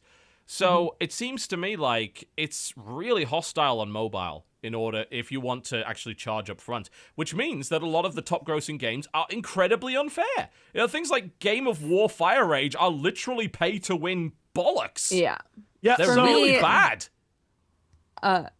For me, like the sorry. Go for it. I just have information. You go. Okay. All I was going to say is that the games, the method that I've seen lately that I'm actually super cool with is if you have a game where it's like you have a certain number of lives and then once you exhaust those lives, you know, you have to sort of wait. When they give you the option of, or do you want to watch an ad super quick and then get more lives? Or if it's like, here, you got some loot, but if you watch an ad, you can get even more loot. I'm like, I'm super fine with that. I'll sit and watch your ad. Yeah. Like, that's totally fine with me, honestly, because that gets you money. I don't have to pay anything except, like, 30 seconds of my time. I'm cool with that. So, on the top charts right now, if you go to paid, like the games you have to actually pay up front, TB's right. It's all about name recognition and what like it's people things are like willing to pay for up Isn't front. Minecraft the top? Minecraft Pocket Edition is number 1. That's a $7 game. Under that is Goat Simulator. Under that is The Amazing Spider-Man 2. Then a few things like Facetune and things that are just like apps. And then games like Heads Up or Plague Inc., Ultimate Wolf Simulator, whatever the hell that is, Terraria, The Game of Life, Monopoly, True Skate, and then like Five Nights at Freddy's, Scribblenauts, that kind of stuff, right? Mm-hmm. If you go to actual top grossing, number 1, Clash of Clans. Number 2, Game of War. Yeah. You have like Spotify and Pandora. Then Candy Crush again, Boom Beach, Fish Casino, right? Double Down Casino, Marvel, Contest of Champions, all this shit. And then you finally get to 19, which is Minecraft Pocket Edition, the one you had to pay for up front. So number 19 is the first one on that list in the top grossing that actually requires you to pay up front. And that's fucking Minecraft, you know? Yeah. Doesn't get much bigger than that. So that's just, I mean, those free-to-play games, man, they're free, and then they make a shit ton of money because people are like, oh, well, I got it for free. Guess I can spend 25 cents on this. Well, and the amount of mechanics they put in the way, because I'm gonna run into these problems, I have no doubt. Because going back to that game for a moment as a good example, is that you have tickets that you use to enter dungeons or to play against AI in the tavern. And I'm noticing the amount of tickets are increasing and increasing and increasing. And I have a feeling that is going to get to the point where it's like, hey, you should probably buy more tickets. You can't play anymore. I hate the whole if I want to sit there and play for an hour, I want to sit there and play for an hour. I know a lot of games are not designed that way. They're designed for just like quite literally toilet gaming in many cases, like 5 minutes at most. But I could play this game for hours. And I know if I do that, I'm going to run into a situation eventually where I run out of tickets. And I'm just like, oh, okay, I hate you. It's like Hearthstone would never do that to me, you know? Right. So therein lies the problem. It's a shame because it seems like a really, really good game. I just have a feeling that I'm going to run into that wall sooner rather than later. And if I run into it by the next podcast, I'll tell you, and it'll be, let me tell you something about how shitty this game is, like for the next half an hour. It's sad. Hearthstone, number 28 on that list, by the way. Yeah, and Hearthstone's under super Tinder. Tinder Oh, makes way more more than popular Hearthstone. than Hearthstone. Oh my. That's... Wait, on the highest grossing list? Yeah. That's all ads. I That's don't know people what flipping Tinder... through faces and then watching an ad. Do you pay for Tinder? Like, how does that work? No, I think you watch ads. Is it all ad supported? How is it? Yeah. So they're pretty sure. making money, I guess? Well, because so many people use it. Tinder's used by a huge amount of people. That's yet another game where it's like, do you want to see who in the area is looking to touch a butt? And you're like, yes, I like how you do. classified it as you a just, game. like- It's another game where you just jump on and look and see who wants to touch your butt. It It's is. the game It of is life, a game. Jesse. The You're game looking of at life. faces Seems and like a judging lot them. of hard work yes to or me. no. Yes or no. Seems like a Flip, lot yes of or hard no. work. Flip, yes or no. And then you just walk away. And then you're like, I'm in a new area. Who around here wants to touch a butt? And then you pull it out again. You watch so many ads. I'm positive. I don't. That doesn't sound fun. I It's don't like a understand how it harem works. simulator. It's a harem simulator in your mind. Wait, so then You're you like, go around all and these you're like, dudes. hey, I'm gonna, like, do you want to do it? And then they can swipe you back and be like, yeah, I want to do it. And then, but then you still have to go like, now I need to go do it with you and talk to you about like doing it. Do you have to like message them or do you just do it? No, most of the people that I know who have this app, and I know so many people with this app, so I hear them talk about it. Most of the people that I know who have this app, they literally just go, who's around me that's looking for butts? And they just flip through the faces and they're like, interesting. And then they put it down. They have no intention of actually using it for its like purpose. That's very strange. They just want to, be like, who in this restaurant is looking for butts? And then they find out, and then they're satisfied. Actually, it does kind of remind me of something. It sort of reminds me of a modern day hotornot.com. I think I know almost everybody I knew at some point would go on Hot or Not and just kind of click through that. Like, for no apparent reason. Like, they had no intention of contacting these people. I thought Tinder was so you could contact people. Well, it is. It is. But imagine, like, somebody who just wants to, like... A lot of people don't actually use it to make a connection with somebody. They use it to just be, like... for that morbid curiosity of, like, who around me, like, could potentially, right? Like, be interested in that. And that's, like... they have that weird voyeuristic vibe of like, I Yeah. could maybe look around and see this person right now, but then like I'm not gonna actually contact them. I just want to like That's stupid. peer into that aspect of their life. I definitely That's don't see the stupid. appeal, personally. I feel kind like of your do. friends are I lying would to you never and be they're on it, trying but to like get with I've- people and they just don't I've want watched you to know. I've watched them just flip through and be like, Also, is your friends anybody are in strange. here attracted? Oh yeah, well yeah, you're one to talk, but yes, true. I don't look. I'm just putting it out there. You Mhm. keep very strange company. You should be careful. I hear they're messed up. Here they are, bad people. Mhm. Well, I will never have that app. That sounds like not fun at all. I don't care. I just don't care if you're looking to bang and you're around me. If anything, now I'm worried. Like, what is happening? If the cook at the restaurant's like, I'm down to bang, what is happening in that kitchen? I just can't eat here anymore. I'm out. Mhm. Hmm It's that curiosity, man. I have none of that. That I'm weird, horribly that uncurious. weird curiosity. Just don't care. Any more video games? No, only like aside from the ones that I talked about, only games that I've like played from my channel, which are all visual novels. Yes. They're not So. really video games. I Oh played my a bit- god! But I did hear Laura Kay and I were talking about how there's a Oh dear. there's This like only there's ends a- badly. There's like a really well written gay orc dating simulator, and I need it in my life. It's like all orcs, and they're in love with each other. I need it. Yeah, the sad thing is, I'm not wanna even get- surprised by that I know. anymore. I want to get like a voice modulator, and then every time I'm speaking as the orcs, just make my voice super deep. I want it. That's I wanna really do it. easy to do, by the way. I know. I don't have a program like that, and I don't know how. I Can you guys might be able to help you recommend out with that. a program We can figure like something that? out. Yeah. I think maybe we can figure something out. Just so that we get that on the channel, I want to see. Need it. I'm positive. I want to see a lot of very scared male fans. Let me put it that way, just terrified at this Yeah, point. do all of the narration in my normal voice, and then just click a button and be like, "Hey."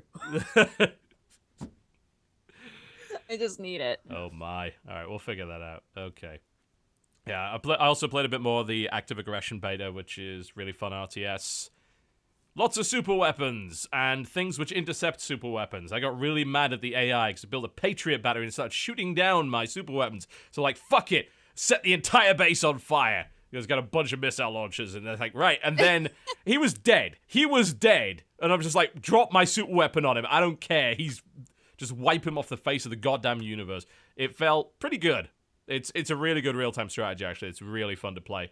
It's a bit hard to figure out because there's a lot of research and upgrades in that game. Like, almost every unit in the game has at least 2 upgrades, probably even more than that, with all sorts of separate buildings and shit to build. But once you get the hang of it, it's really fun, actually. So that game is looking good. It's looking good. I think that's about it. Have I played anything else? I don't think so. I think that's about... Oh, yeah. Oh, that thing. Yes, okay. The one last thing. The other thing I played on iOS. They released a new Warhammer game on iOS. That never ends well, because most Warhammer games on iOS are fucking dreadful. And I looked at this one, it's like, yeah, so we did this in the Unreal 4 engine. Well, you couldn't tell. You could not tell. It doesn't look like it. It's like, oh, it's called a Warhammer Death Watch, in which you play a squad of Space Marines for the Death Watch chapter, and you're wiping out Tyranids. And I think it's called, like, Tyranid Assault or Tyranid Hunt or something like that.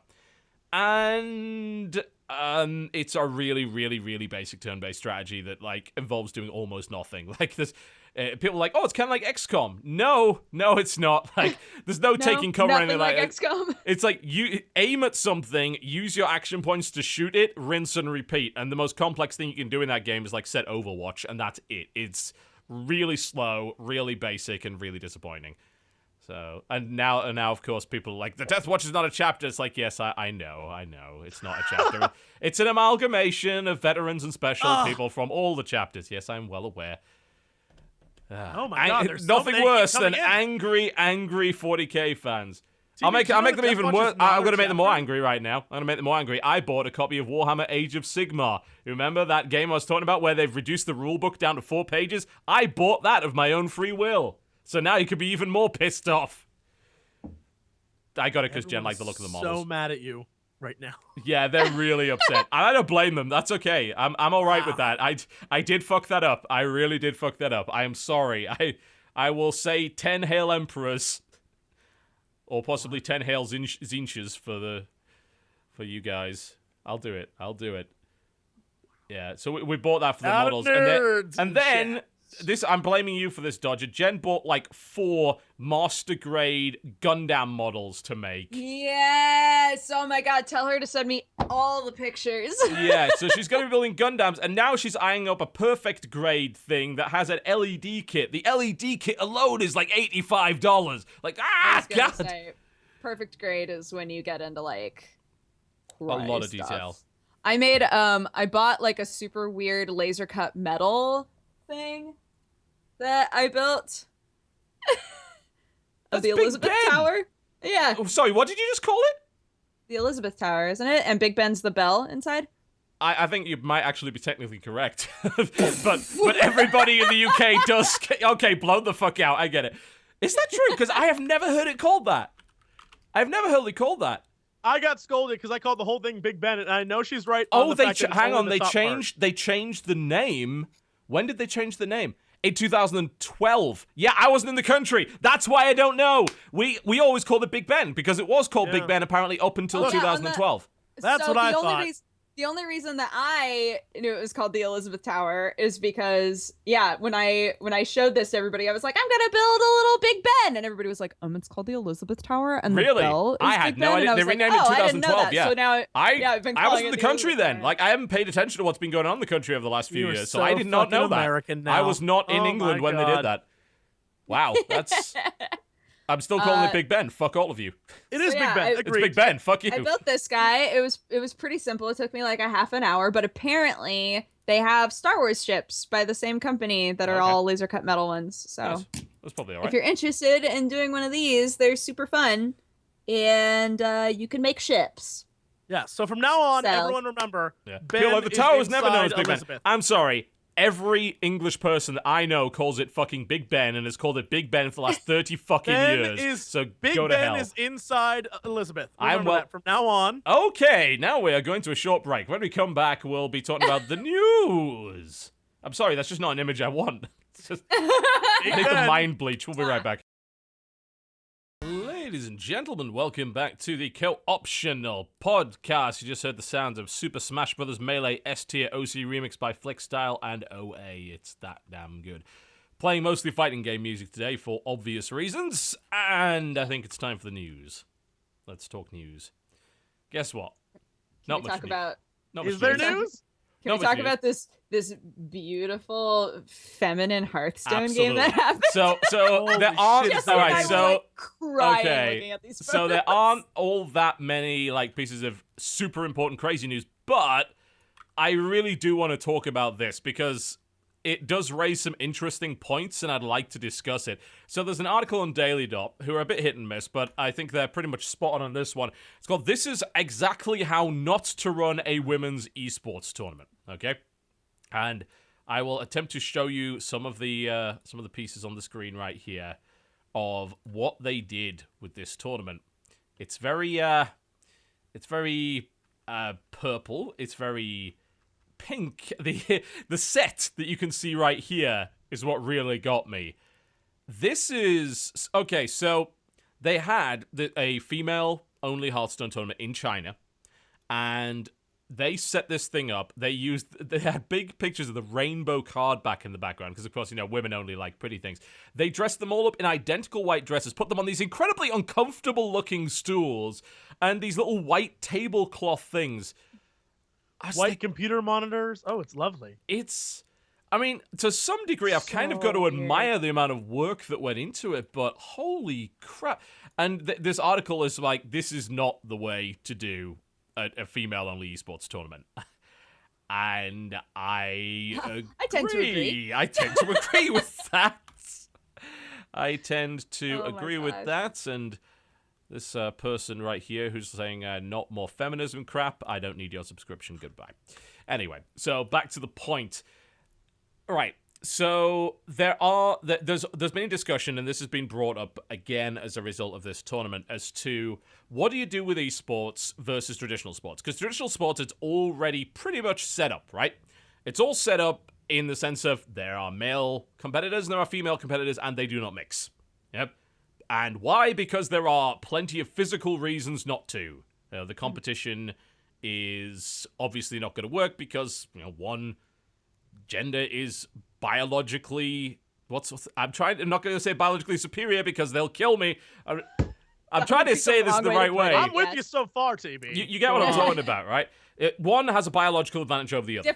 Different bodies hormonally build muscle better than the other. Yes, like, that's pretty much a There are fact. just aspects in which our bodies grow and mature that makes it so that physical competition is not necessarily on an even playing field most of the time. Evil. Yeah, so that's a pretty major problem in regular sports, and they solved it by segregating the genders. It's as simple as that. Anyway, esports. Now, the discussion has come up time and time and time again when it comes to esports, because esports is male-dominated in a major, major, major way. Like, the female esports scene is almost non-existent in many ways, and female competitors, especially on the high level, are very, very rare.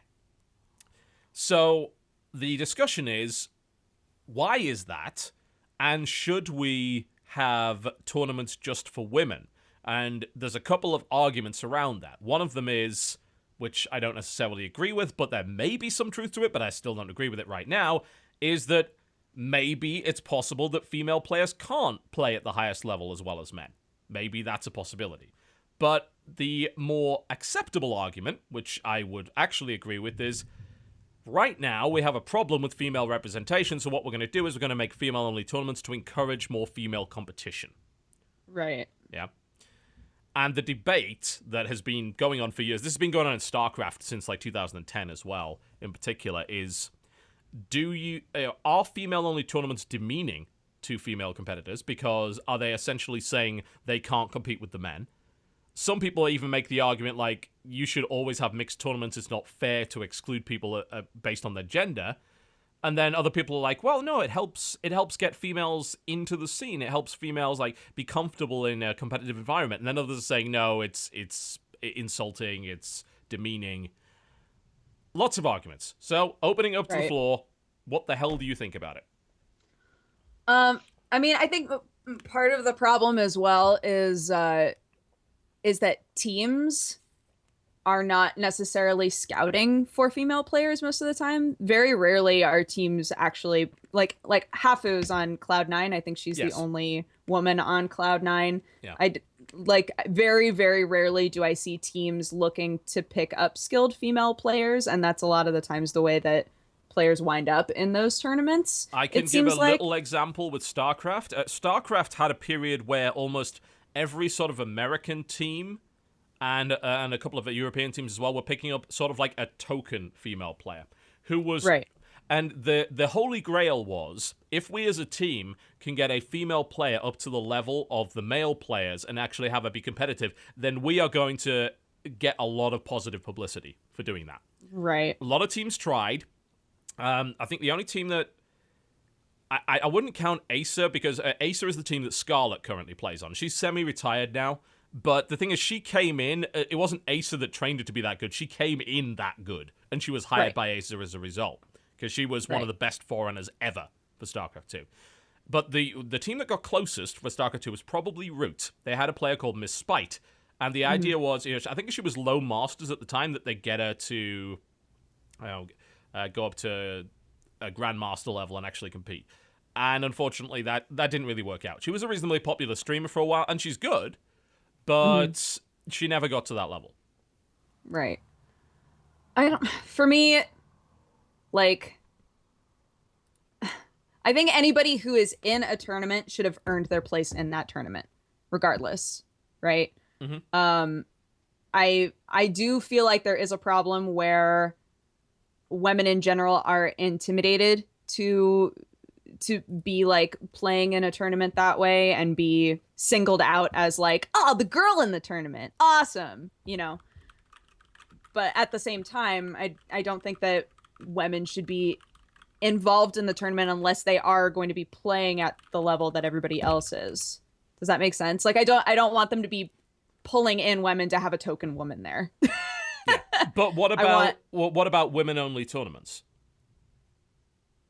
I understand the idea behind women-only tournaments, and yet at the same time, I feel like segregating men and women is not necessarily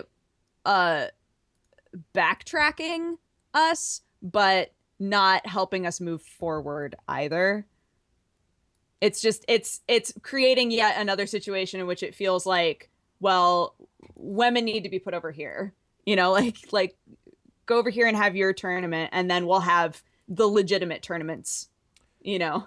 That's I mean, if I want to bring wrestling back into it for a second, I mean, that's been a problem with WWE for ages, and I know that's not a real sport, but recently something that's happened in WWE, which is one of the most exciting things that's happened in there for a while, is that they brought up a bunch of female wrestlers from the NXT developmental division, which is like its own show, and is amazing, by the way. It's my favorite thing to watch. They brought them up to the main roster, and they had Stephanie McMahon, the daughter of Vince McMahon, introduce them and basically say, there's a revolution going on in women's sports right now, and I want it here in WWE, and how I'm going to do it is I'm going to bring these 3 women from like a group that people are calling the 4 Horsewomen.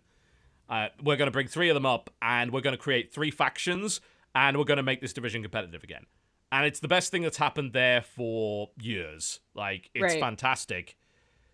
But up until that point, it was obvious that the Divas division, I fucking hate that name, the Divas division that they call it, was clearly on a lower tier to everything else. And it was regarded as a lower tier and a sideshow, and nothing but that. Right. And I feel like that's kind of like the same sort of problem. But I think there are definitely arguments in favor of doing it. And let's not pretend, please, guys. And I know people like to get really defensive about this. And what I'm also going to say is this is not the majority by any stretch of the imagination. Let's not pretend that competitive gaming doesn't have a history of a minority of people being hostile to women. Absolutely. Yeah. You need only go into any Twitch chat to see that. There is a minority of fucking arseholes that are being dicks to women. And we've heard of plenty of stories, unfortunately, from tournaments of that happening. I personally haven't gone to a tournament where that's happened. But StarCraft has so few female players that I feel like it's almost a non-issue. Plus, honestly, StarCraft tournaments are generally a little bit nicer, really, to everybody. Mm-hmm. And yes, people like to make the argument, but it's hostile to everyone. I'm sorry, but it's not. It is hostile to everybody, but it is more hostile to women. It really is. I'm sorry. Like, go into any Twitch chat, you'll see that. You will. You can't deny it. It's right there.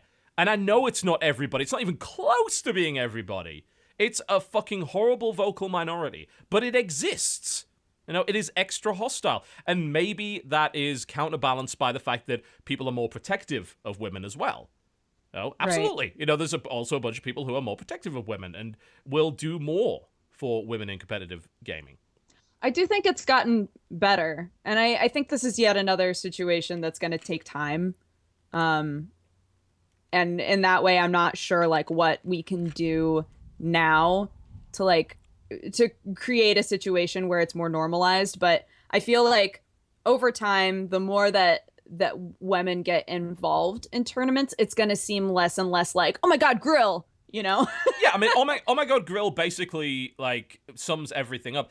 And it's because obviously the vast majority of people that watch competitive gaming are male, and there's plenty of younger, stupid, or socially awkward people that watch it. And they're in the minority, but sorry, they are. And I know people like, oh, but they're hostile to everybody. Yes, but there are degrees of hostility. Like, it's not just on or off. And I think it happens. Sorry. It's real. It really is real. And I do get a little annoyed by watching people deny it. It's like, come on, guys. We know this is an issue. I think it's also, I think something that is consistently irritating is that the hostility is typically about their looks. Like There's a lot of that. it's not allowing like their abilities to speak for themselves. It's like, oh well, she's not hot. And it's like she doesn't need to be hot. It's whether or not she's good at the game. And when that comes up constantly, like whether or not the girl is hot, I think that's a problem. Yes. I want to jump in here I just have a question. Clearly you are a far better person to speak on this than I am, but my question to both of you, since you seem to have very strong opinions on this, is a devil's advocate-y question. Sure.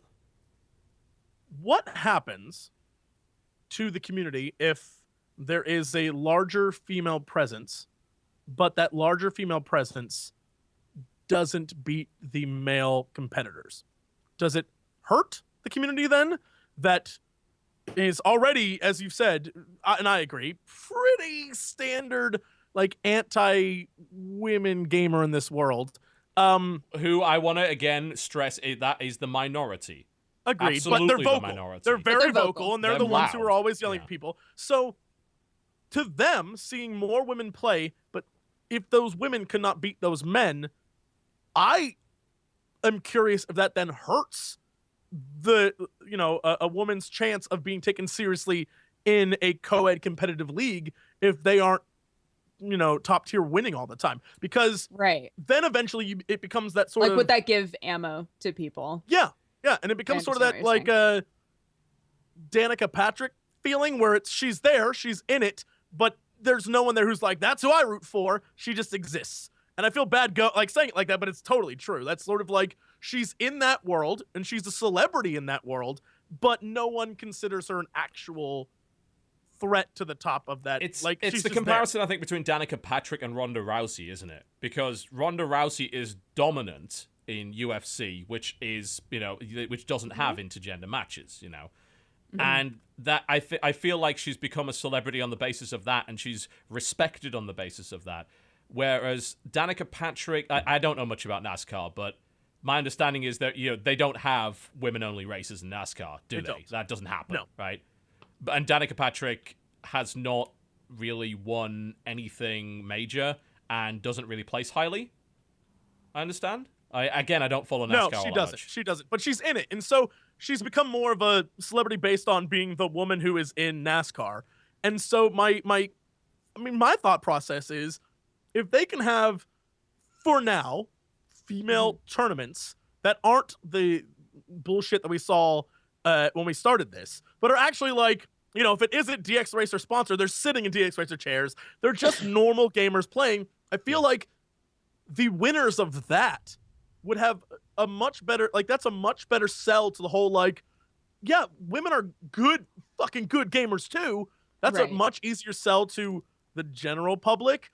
And so and then you can have things like what we saw with, the Women's World Cup, where at the end, highest views of all time for the Women's World Cup. Yeah. I mean, it helps that America won it. I mean, because if you want people that consume sports, then, you want to get the American market on board. And I mean, I was about to say it's not like you guys can win at men's football, but I'm pretty sure you've beaten us, and we are pretty salty about that, so I'm not going to mention that. But whatever the case, this whole idea that there are more people watching women's sports is true. You've got more people watching, people like Ronda Rousey wrestle. What the hell am I talking about? You will hopefully watch her wrestle at WrestleMania 32, which will be hilarious. But anyway, you get more, more people watching her in UFC now. You've got more people watching women's tennis. I mean, women's tennis has always been pretty popular, right? But don't put, yes, you do mixed doubles, but you can never really put a woman against a man, unfortunately, in tennis. They tried that. I'm pretty sure they put Serena and Venus Williams against someone who wasn't even top 200, and they got creamed, unfortunately, because that's just unfortunately the physical reality of it. But more people are starting to watch it, so does it make more sense to establish a segregated female division and to continue to push that and say this is just as fun to watch? Maybe kind of along the line of what Jesse's saying, maybe it's just important to have options. And to have those options not be farcical in nature. Like this tournament that we started off with feels like a farce, right? It doesn't feel like anything real. Like nobody's gonna look at the winner of this tournament and be like, wow, what a great Hearthstone player, because you're so distracted by the fact that it's just like, what am I looking at?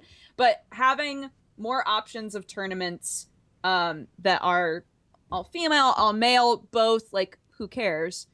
That feel like they are serious and part of the gaming culture. I think just having that crossover eventually and slowly happen is gonna be more effective, because you can't normalize something by just like forcing it, right? Things get normalized over time. Yeah. That's something that I've noticed, especially with Evo and like getting more and more involved in like the Blizzard sort of esports scene. More and more people are adding female casters to their streams and stuff like that. And it's just one of those things that it's great to see, but you can also see the pushback from, you know, your very vocal asshole who's just like, ugh, their voices are so high pitched and annoying. It's well, like, I feel like what I've noticed every now and again is when you do get a female caster, that people are super critical, and they're pickier than they maybe would be. Yeah, because casters, you are expecting to analyze, like be very analytical and understand the strategies, and like having them comment on it, they're going to be looking for. Yeah, like is she as good as this other guy that I know is really good? You know? I saw quite a lot of that with Zombie Grub, who's the other half of Base Trade TV, and she's the analyst on that, and she's very, very good at it. But definitely towards the start, there was a lot of sort of doubters, I suppose. I don't think there's any. There's still some who are always going to be assholes, but she clearly knows what she's talking about. You know, there's no real doubt about that. But I think in that case, what you're going to see is, as you see more female casters, more people are going to be totally cool with it. But that's because they've reached, like, that's technically like, I went from being very interested in this to now I'm telling you about it. Like, I'm demonstrating how, like, much I know about this thing and how I'm in this world. And so the assholes will eventually shut the hell up because, oh shit, she is fucking awesome, right? You would hope that translated into, well, now because there are prominent women in this scene, the gaming prominent women would be able to, like, not suffer that same thing.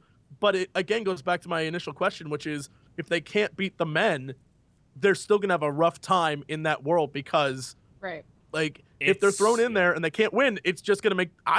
I'm afraid it would make things worse. Because then people will be like, oh, here comes X, and It's really difficult. I mean, Hafu is probably one of the best female pro gamers I've ever seen. She stopped playing in tournaments, and a lot of that comes down to the amount of hate she got in Twitch chat and harassment. Like, and I'm not talking about being critical of play. I'm talking about, like, obviously horrible stuff that's being sent, like, directly her way. And the problem is, if you don't have people like Hafu who are that good, then who do you have to look up to when it comes to female pro gamers and things like that? You know, who do you have to put on that pedestal and say this person is just as good? Because you're right, you don't have that many people. You really don't, and breaking into that is very, very difficult. There's a lot of resistance that you have to break through, and I mean, there's all sorts of social issues surrounding that as well. You know, I'm sorry, but girls are generally not encouraged to be pro gamers. I mean, men barely are, but women, I mean, by their peers. I mean, by their peers in particular. You know, you go to your. I mean, you probably get away with a dodger because you hang around with the right kind of people. But you know, regular female goes to her friends. And, yeah, I really want to get into pro gaming, and they're probably like, "What? Is like a booth babe or whatever?" Like, no, I want to play this game like 10 hours a day.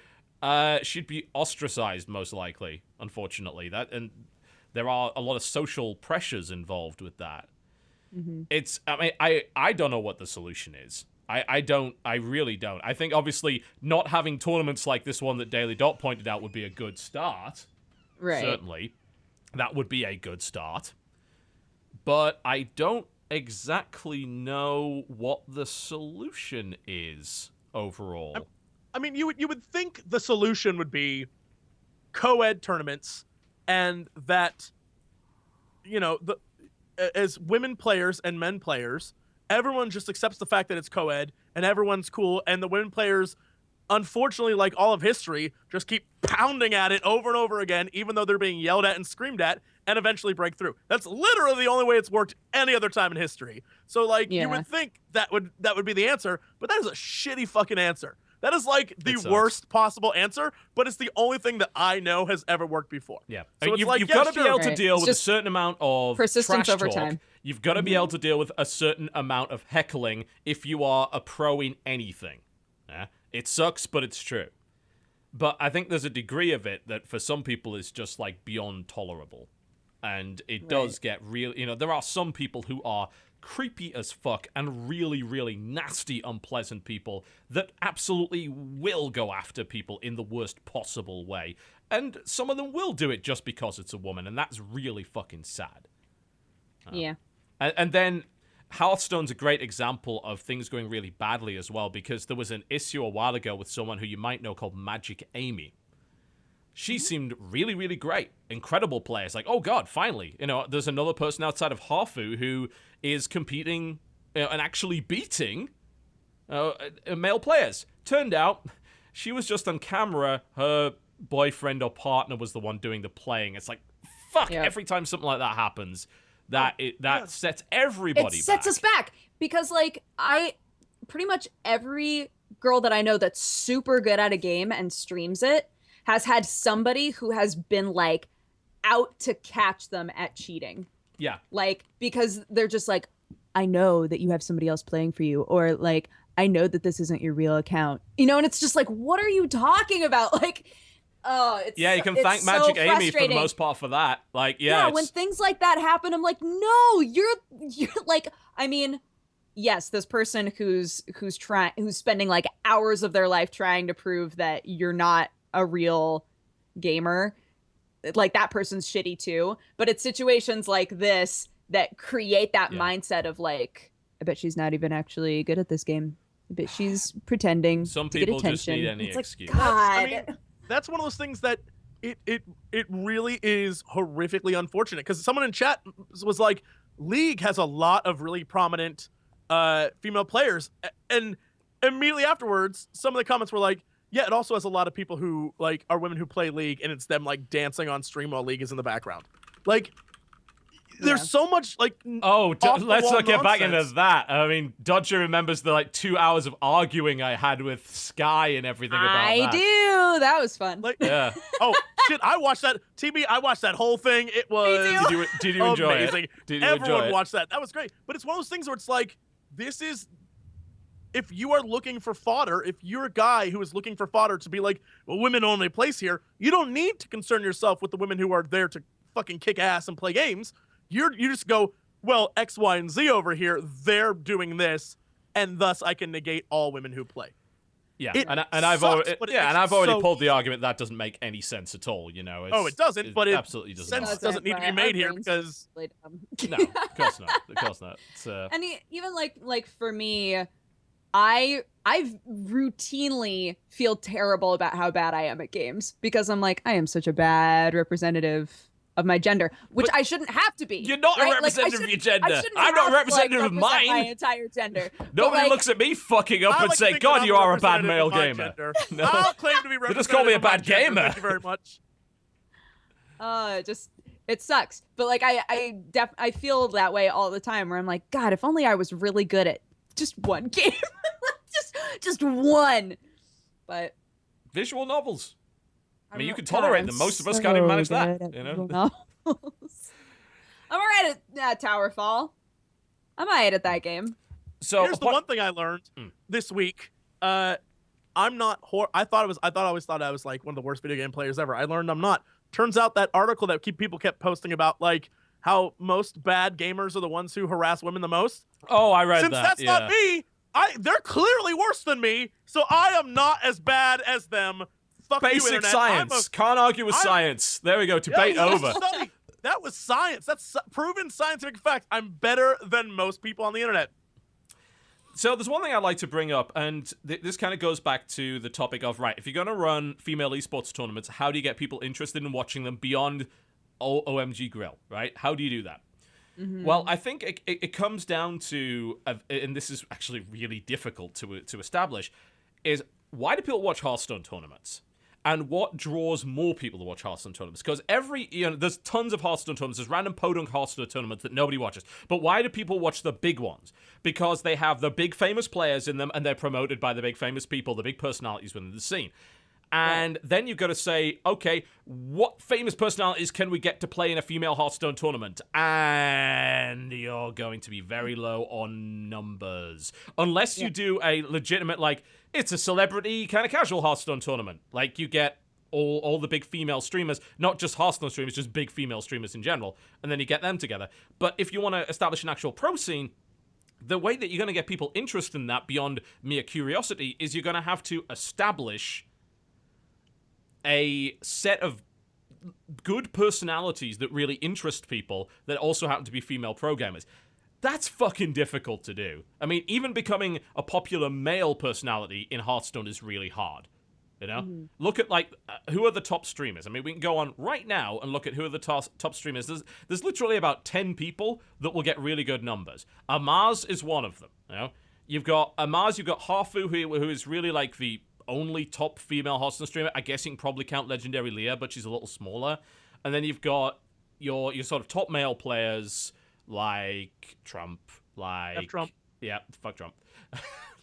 Fuck Trump. You've got Trump, you've got Reynad, you've got Forsen, you've got, to a lesser degree, Wreckful, and you've got a few others. And there's basically like a cabal of 10 that are sort of really sort of popular that can bring people into the stream.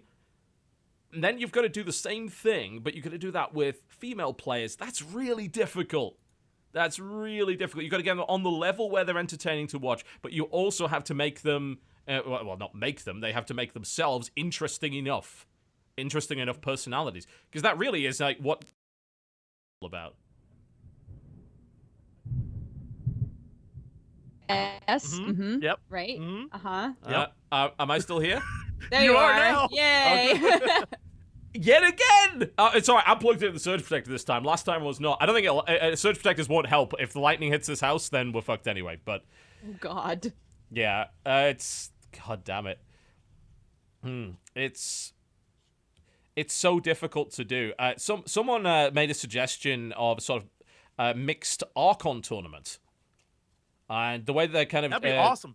That'd be really great, actually. For either like StarCraft 2, which has the Archon mode, or the Archon Hearthstone, which is basically a team league format. And what you could do is you could have teams who would get female pro gamers, and then you'd have the female pro gamers going up against the female pro gamers in a team format, which probably makes a bit more sense, and it gives them the kind of exposure that they might need. So that might work, but it's a mountain to climb. You know, there are so many different factors.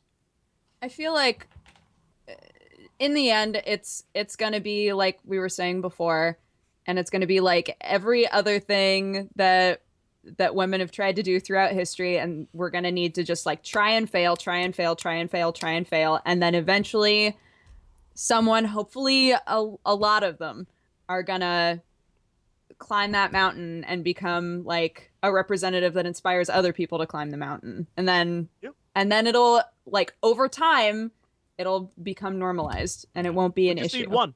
We just need one woman player to kick the shit out of every male player and make them look awful, and then the everything changes after that. We just need the one. Yeah, but that's having somebody get to that level is so very difficult. Which means we need more female gamers to just be like, fuck it, let's play. Like, I just want to go nuts on this shit. Look, we need more women gamers. I'm willing to help. Of course. Every woman I can play video games. Do you need help? I'll come over to your house and help you play video games. He's terrible. Don't take any advice. He doesn't know what he's doing. I will call me. He's not even good at heroes. He thinks he's good at heroes. I hope you get better. He literally hired an entire team to make him look better, you know? I try so well. Yeah, I mean, it's all about demographics as well, because as much as people like to bring up this ridiculous stat, it's like, oh, well, you know, it's like almost 50-50. No, it's not. We're not talking about core games here. You know, all of the core games, the vast majority of players are male. That's the fucking reality of it. Like, if you look at every game all over the world, which includes all of the social games and gambling online and things like that, then yes, there are a lot of female gamers, but they're not playing StarCraft. They're not playing Hearthstone. They're not playing League of Legends or Counter-Strike. They're playing And I'm sorry, but this is statistically true. They're playing Farmville. You know? That sucks.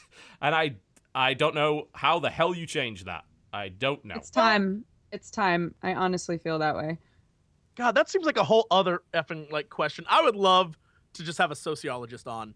Just someone who could be like, here, because when you look at it, like, you're gonna if you want a proper discussion, you need 10 sociologists, and then you get 30 different ideas. You know. But like when you look at games like World of Warcraft, for example, there are a ton of women players, but they are disproportionately in World of Warcraft doing everything but like arenas and stuff like that. Well, because that's a very social game.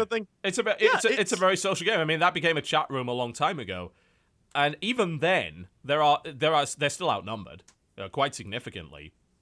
And I wish I need to do like a study. I've always said I just need to start doing video game studies. Yeah, and it's nowhere near as easy as just have more female video game characters. Right? Okay. Can you tell me the percentage of female players versus male for Bayonetta, or Dead or Alive? Because I imagine they're still pretty damn heavily outnumbered. Or indeed games that, because you're going to make the sexualization argument now. And I'm like, well, last time I checked, like, all women gamers are certainly not prudes. It's like, oh my, she's showing her elbow. How dreadful. The vapors. I'm fairly sure that's not happening. But even games where there's none of that, you're still going to be outnumbered. Because, and it comes down to game style. It's the actual genre itself. And I can't explain that. I don't know why it is that certain genres attract certain genders and some don't. I mean, it's also like whether or not people wind up with the opportunity to experience that game. Like, the only reason that I love fighting games is because I played fighting games with my brother. Yeah. And if I hadn't when I was younger, I might not be interested in them at all. Yeah, but I just wound up in a situation where, like, that's all that I played with my brother. Sure. Yeah.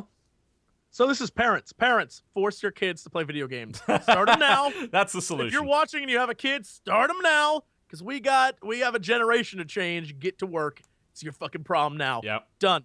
Solved it. I'd love to have the solution. I think it's already happening. Because, like, pretty much, I mean, I don't know any girls that are like my niece's age that haven't grown up playing games of some sort, So I honestly do think it's just like watching the next generation and the next generation and the next generation grow up, like, with games just being normal for everybody is going to make a huge difference. It's just that, it just takes time. It's not happening as fast as some people want it to. But the problem is, if you want it to happen faster and then you try and force it, then it could actually end up making things worse. So. Well, it just causes more tension and more people making dumb arguments and feeling defensive. Like, you have to speak up when you think that things are shitty. Obviously, you can't just be like, it'll fix itself. But, like, be aware that things aren't going to change overnight. Yeah. And don't do female tournaments the way that these guys did to female tournaments, for God's sake. Don't do this shit. It was sponsored by DX Racer, and they put them on the fucking stools. Yeah, it's just, they wouldn't even let them sit on a proper chair. What the fuck, guys? Come on. How's that possible? Oh, God. I'm sure that's also an entirely awful cultural thing that is a whole other level of stuff we'll never. Yeah, I'm not even going to comment on that. There might be something there. I will. Maybe. I don't even need to know about it to comment. I comment on shit I don't know it about all the time. Trust me. Oh, my. So, on to another topic that I think we can all agree on, that Worms World Party Remastered is a piece of shit. Oh, good. We were talking about remasters, I think, last week with Maggie, weren't we? Like, that came up in conversation. I think we were talking about God of War, for the most part. Yeah. And I think the conclusion, well, Maggie's not a huge fan of remasters, I know that. But I think that, God of War 3 Remastered is a pretty good remaster. Worms World Party Remastered is dog shit. Oh, my. How do you fuck that up? So, they promise on the Steam page, like, one of their features is, this game is now in 1080p 60. So it's not, like, really old and, slow. Mm-hmm. My computer can't run it at 60 FPS. Really? It can't get there. It can't do it. And that's a 1080p. If I go higher, if I go, like, to 2560 or 1440, it runs at about 35 It's Worms. It's fucking Worms. It just runs awfully. And not to mention that, but they barely remastered anything. You go into the menus. The menus are in 640 by 480. Like, they stretch across the entire screen. They're fucking terrible. And it literally has to reload the game to change the resolution to go into game. And it runs like arse. They're like, oh, we totally fixed the... We remastered the audio, guys. I'm like, I can't tell the difference. Maybe it's slightly cleaner. But that's about it. That's basically all they did. They don't even have proper online mode. They've got WormNet, which has one server based in England and is 15-year-old technology. Nobody is on it, so nobody plays. And, oh, by the way, don't even try to stream this thing because it shows your IP publicly. Like, it literally displays your fucking IP right there. What? Yeah, I know it sounds a little bit specific, but...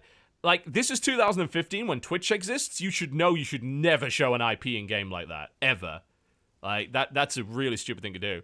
But, oh, it's an awful remaster. Awful. It's not even a remaster. They basically changed the resolution around, shoved it on Steam for $15 and said, hey, it's a remaster, guys. It fucking isn't. But I know, like... terrible. It's...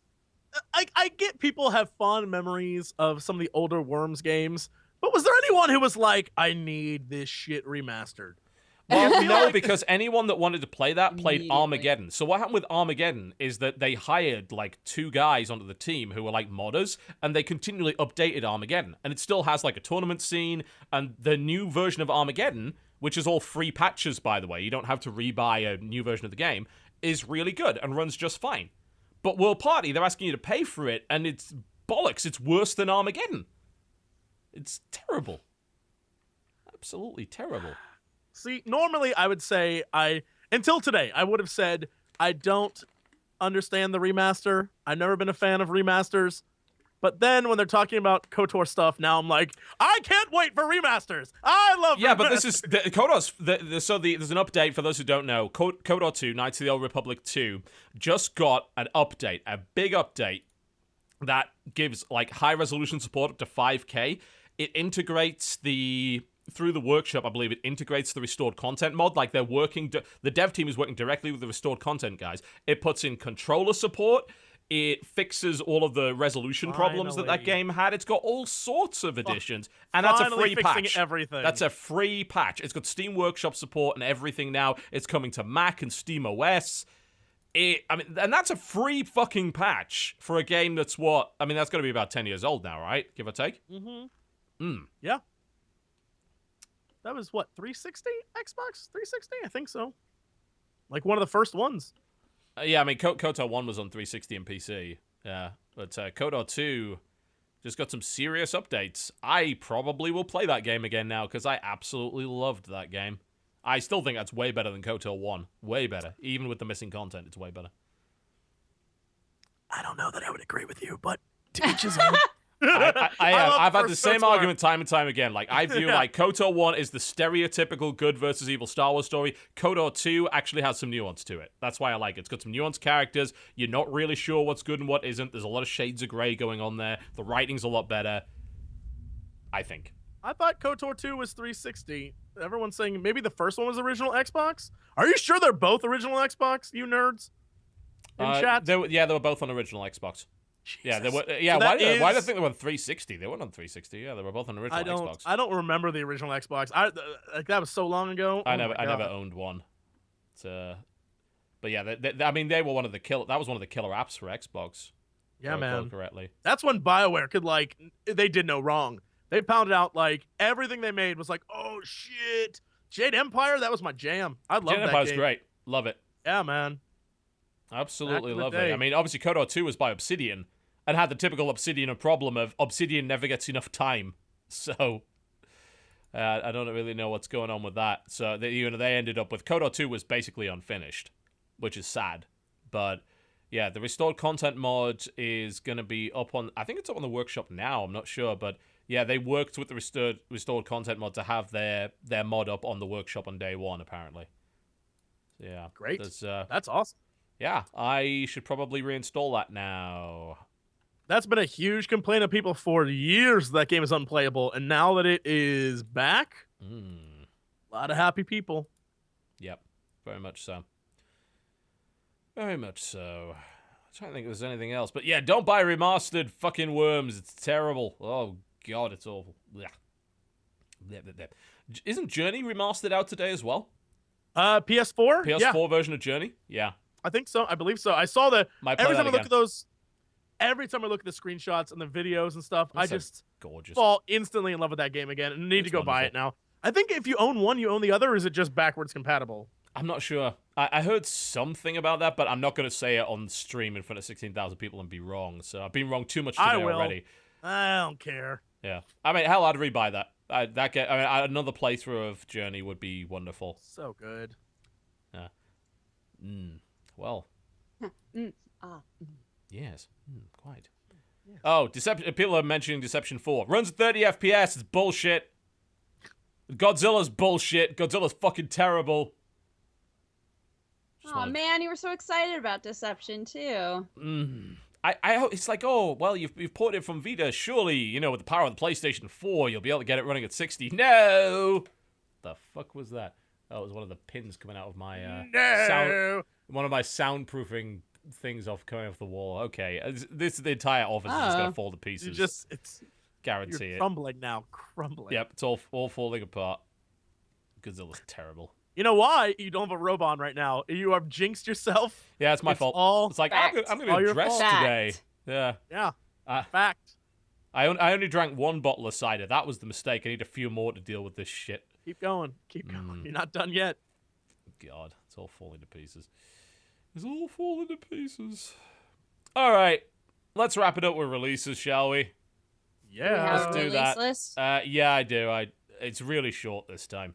Trust All me. right, cool. I'm not lying about it this time. I know I say every time, yeah, we totally have the time, and then we evidently don't. But there you go. There's the release list. It's not incredible. Okay. All right, so we're going up until the 27th. Yeah, that's super short. Okay, well, Yasai Ninja. Yasai Ninja! So, if you want that, because it looks really good. Fucking 2015's goddamn Guys of the Wolf is what that is. Ooh. The other game that's out today is called Icy, in all caps. What is it? Looks like a post-apocalyptic winter kind. Survival RPG. Oh, it's another survival game. Okay. Interesting. Icy. It was on narrative-driven post-apocalyptic Indiegogo. Survival thing. Yeah, that's interesting. It's a lot of it seems to be like kind of menu-driven. I actually might play this, as it reminds me a little bit of things like King of Dragon Pass and stuff like that. Huh. Okay. All right. On the 23rd, we have Olympia Rising, which is another side-scrolling retro-style RPG. It looks like. Yay! Yay! It looks cool though. I like the aesthetic a lot. Okay. We also have Feist, Feist. Speaking of aesthetic, this is like Limbo with color. This one. It's got the whole. Really? It's all a very silhouette based. And I'm not really sure what the creature you play is, but it terrifies me. So. Also, it looks like it has a little string behind it, like Interesting. What is this game? Yeah, I don't know. Looks okay. It's definitely striking, no doubt about that. Yeah. Looks interesting. All right. Next up is the Talos Principle, Road to Gehenna. I believe that's the DLC for Talos Principle, if I recall correctly. Yep. Cool. That is a great game if you like first-person puzzle games. Transcendence. What are you, Transcendence? I am always suspicious of anything called Transcendence. There's lots of things called Transcendence. There's a movie called Transcendence that wasn't very good. There's a book called Transcendence. In fact, I think there's been several movies called that. It's a sort of top-down, open-world space adventure thingy, by the looks of it. It's an updated game because it says this game existed originally May 1995, and they remade it for a new version. Really? I have personally never heard of it. Oh, there you go. Interesting. Next up is I feel like this was on our list from last week, Better Late Than Dead. It's that survival game where you're on an island. Yeah. Yeah. So I guess it Better got Late pushed Than back. Dead. Apparently it comes late. out of early access on the 23rd. Ah, okay. Better late than dead. Indeed. And finally on the 23rd, we have Blues and Bullets. This looks interesting. So this is, for the most part, it's very film noir-esque. And for the most part, it's done in grayscale with the occasional splash of red. I mean, it gives me some film noir and LA noir as well, kind of vibes. It's episodic, I know that. As to, you can get embroiled in shootouts and things like that. I'm not exactly sure what it is. I mean, it does seem sort of a bit Telltale-esque, but apparently it also has some actual like gameplay elements, shooting involved, but I don't really know what is up with it. I don't have a clue. Like, I looked at the trailers and it looked great, but it didn't really elucidate on the game mechanics all that much. It's cool looking. It is one of the first kind of M-rated episodic games that I've seen. Oh man, I'm 1,000% in then. Yeah, so if it's kind of gritty noir, then I'll definitely want to check it out. It looks like there's some investigation involved in it. There's some kind of third-person shooter gameplay involved in it. So and there's some QTEs as well. Yeah, looks kind of neat. July 24th, the first one on this is already out. It's called Nico Through the Dream. It's that like all white landscape puzzle, first person puzzle game. Okay. I'm going to blame Chris entirely for this. Like, Chris was panicking because apparently he's getting on a plane tomorrow. He's like, oh God, I forgot about the podcast. I'm like, yeah, thanks, Chris. So it's probably his fault. Probably his fault. Yeah, that game's already out. So yes. I don't know if it's good or not. User review says positive, so I guess it's aight. Mm-hmm. And Close Your Eyes is the other game on the 24th. It is a super indie kind of horror game. Oh, I don't even know what I'm watching the trailer. And I'm trying to. It's. Oh, the art style is kind of apparently, cool. but this is wrong as well because apparently this is available in 3 weeks. So this entire release list we just gave you was complete bullshit. So I'll point that out. Well, we'll still say the last one. The last one on the 27th is a game called Abducted. Okay. That may or may not actually come out on the 27th. Let's find out. When is this one coming out? Is this... Yep, this one is coming out on the 27th. Abducted by aliens and taken thousands of light years from home, you have one ultimate goal, escape, but you have so many unanswered questions. Yeah, it's a sort of puzzle adventure looking thing by the looks of it. A deep conversation system that lets you interactively solve puzzles and get clues and things. Okay. It's currently in early access, but there are no reviews for it, so... I think it's launching in early access in July the 27th. Oh, that's why. That is what it looks like, yeah. Yeah, it's always unclear, because it's like, hey, early access, but it's not available yet. It's like, yeah, you have release dates for early access games now, which good. Okay. I don't know, something about me that rubs me the wrong way. Yeah, so also there's one thing we should mention that came out today that apparently has like gone really horribly wrong, which is Tembo the Badass Elephant, which is that Game Freak game that's coming out. Side-scrolling, you are a commando elephant.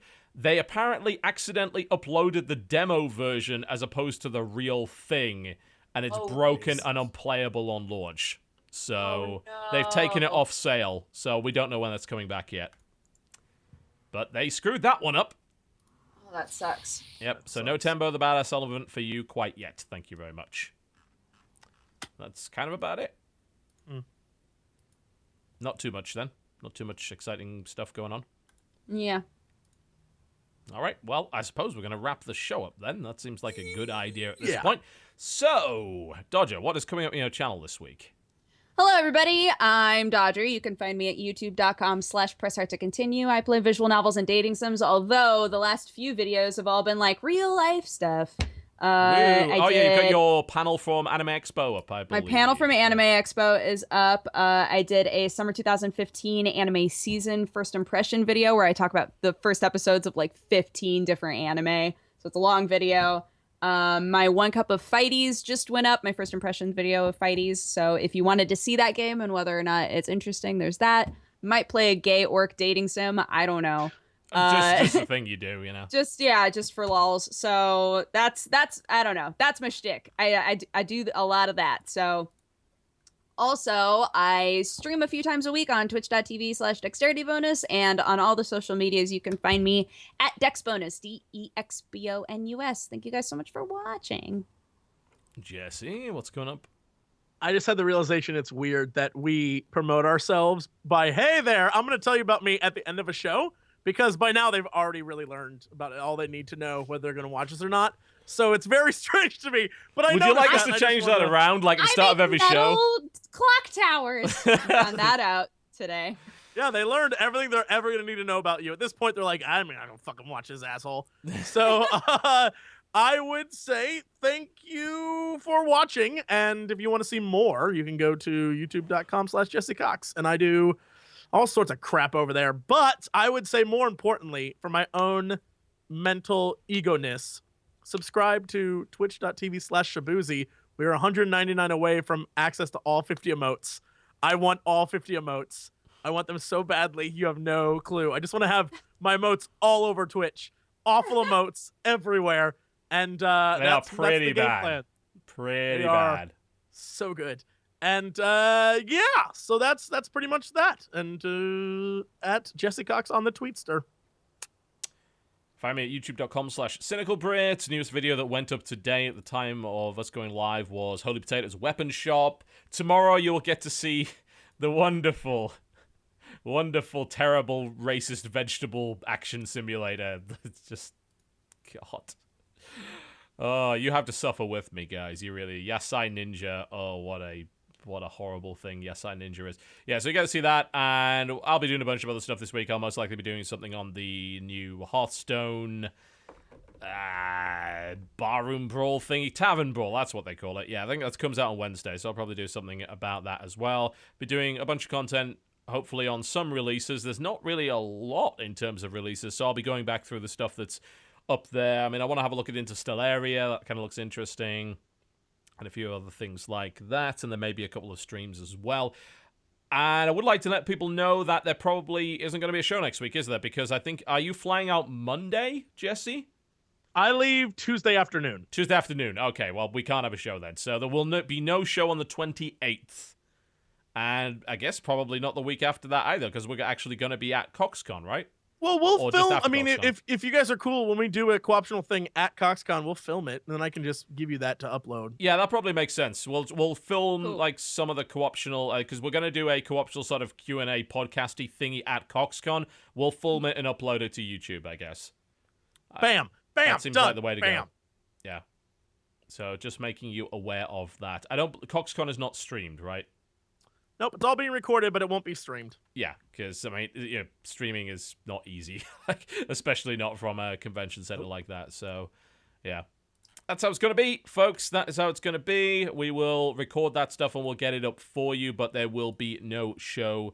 Well, there'll be no podcast next week. I mean, I think I get on the plane the day after, so I'll probably be, like, packing and sorting things out as well anyway. And I don't know when Dodge is flying over, but probably around that time too, so... Yeah, we're kind of busy, I'm afraid. I apologize. It's con season. It is. Stuff's all nuts. Absolutely, yeah. I mean, we've got DragonCon coming up as well, which we will all be at. And we'll actually be That's doing in September, so... Yeah, we are. I believe we are booked in to do the podcast from DragonCon, so... Yeah. Again, don't know if that'll be streamed. I'm not sure if DragonCon's set up for that, but if they're not, again, we'll record it in some way. We'll figure it out for you. And I think that is about it. So thank you very much for watching the show, ladies and gentlemen. Please do check out our channels and go and follow us, of course, on Twitter if you wish. Or don't. That's okay as well. I'm fine with that, actually. You know, if you just want to unfollow me on Twitter, that would probably make me feel better. You can follow me instead. Yeah, All I do is all caps She- about anime. Yeah, she Enjoy. tolerates it somehow. I don't know how. She manages it. I don't acknowledge you unless you send me pictures of Robot Dodger. So if anyone finds more pictures of little baby Robot Dodger, you let me know. I want to start a collection of just pictures of that character and just create captions. And we like Dodger goes on an adventure. This is little robot. I want that so badly. Oh, dear. Yep. Thank you for watching the Co-Optional Podcast, ladies and gentlemen. Go follow my new Steam curator. It goes by the name of the Frame Rate Police. A lot of people are really upset about it, and that's great. That is just great. Damn it. I am so happy. Goodbye!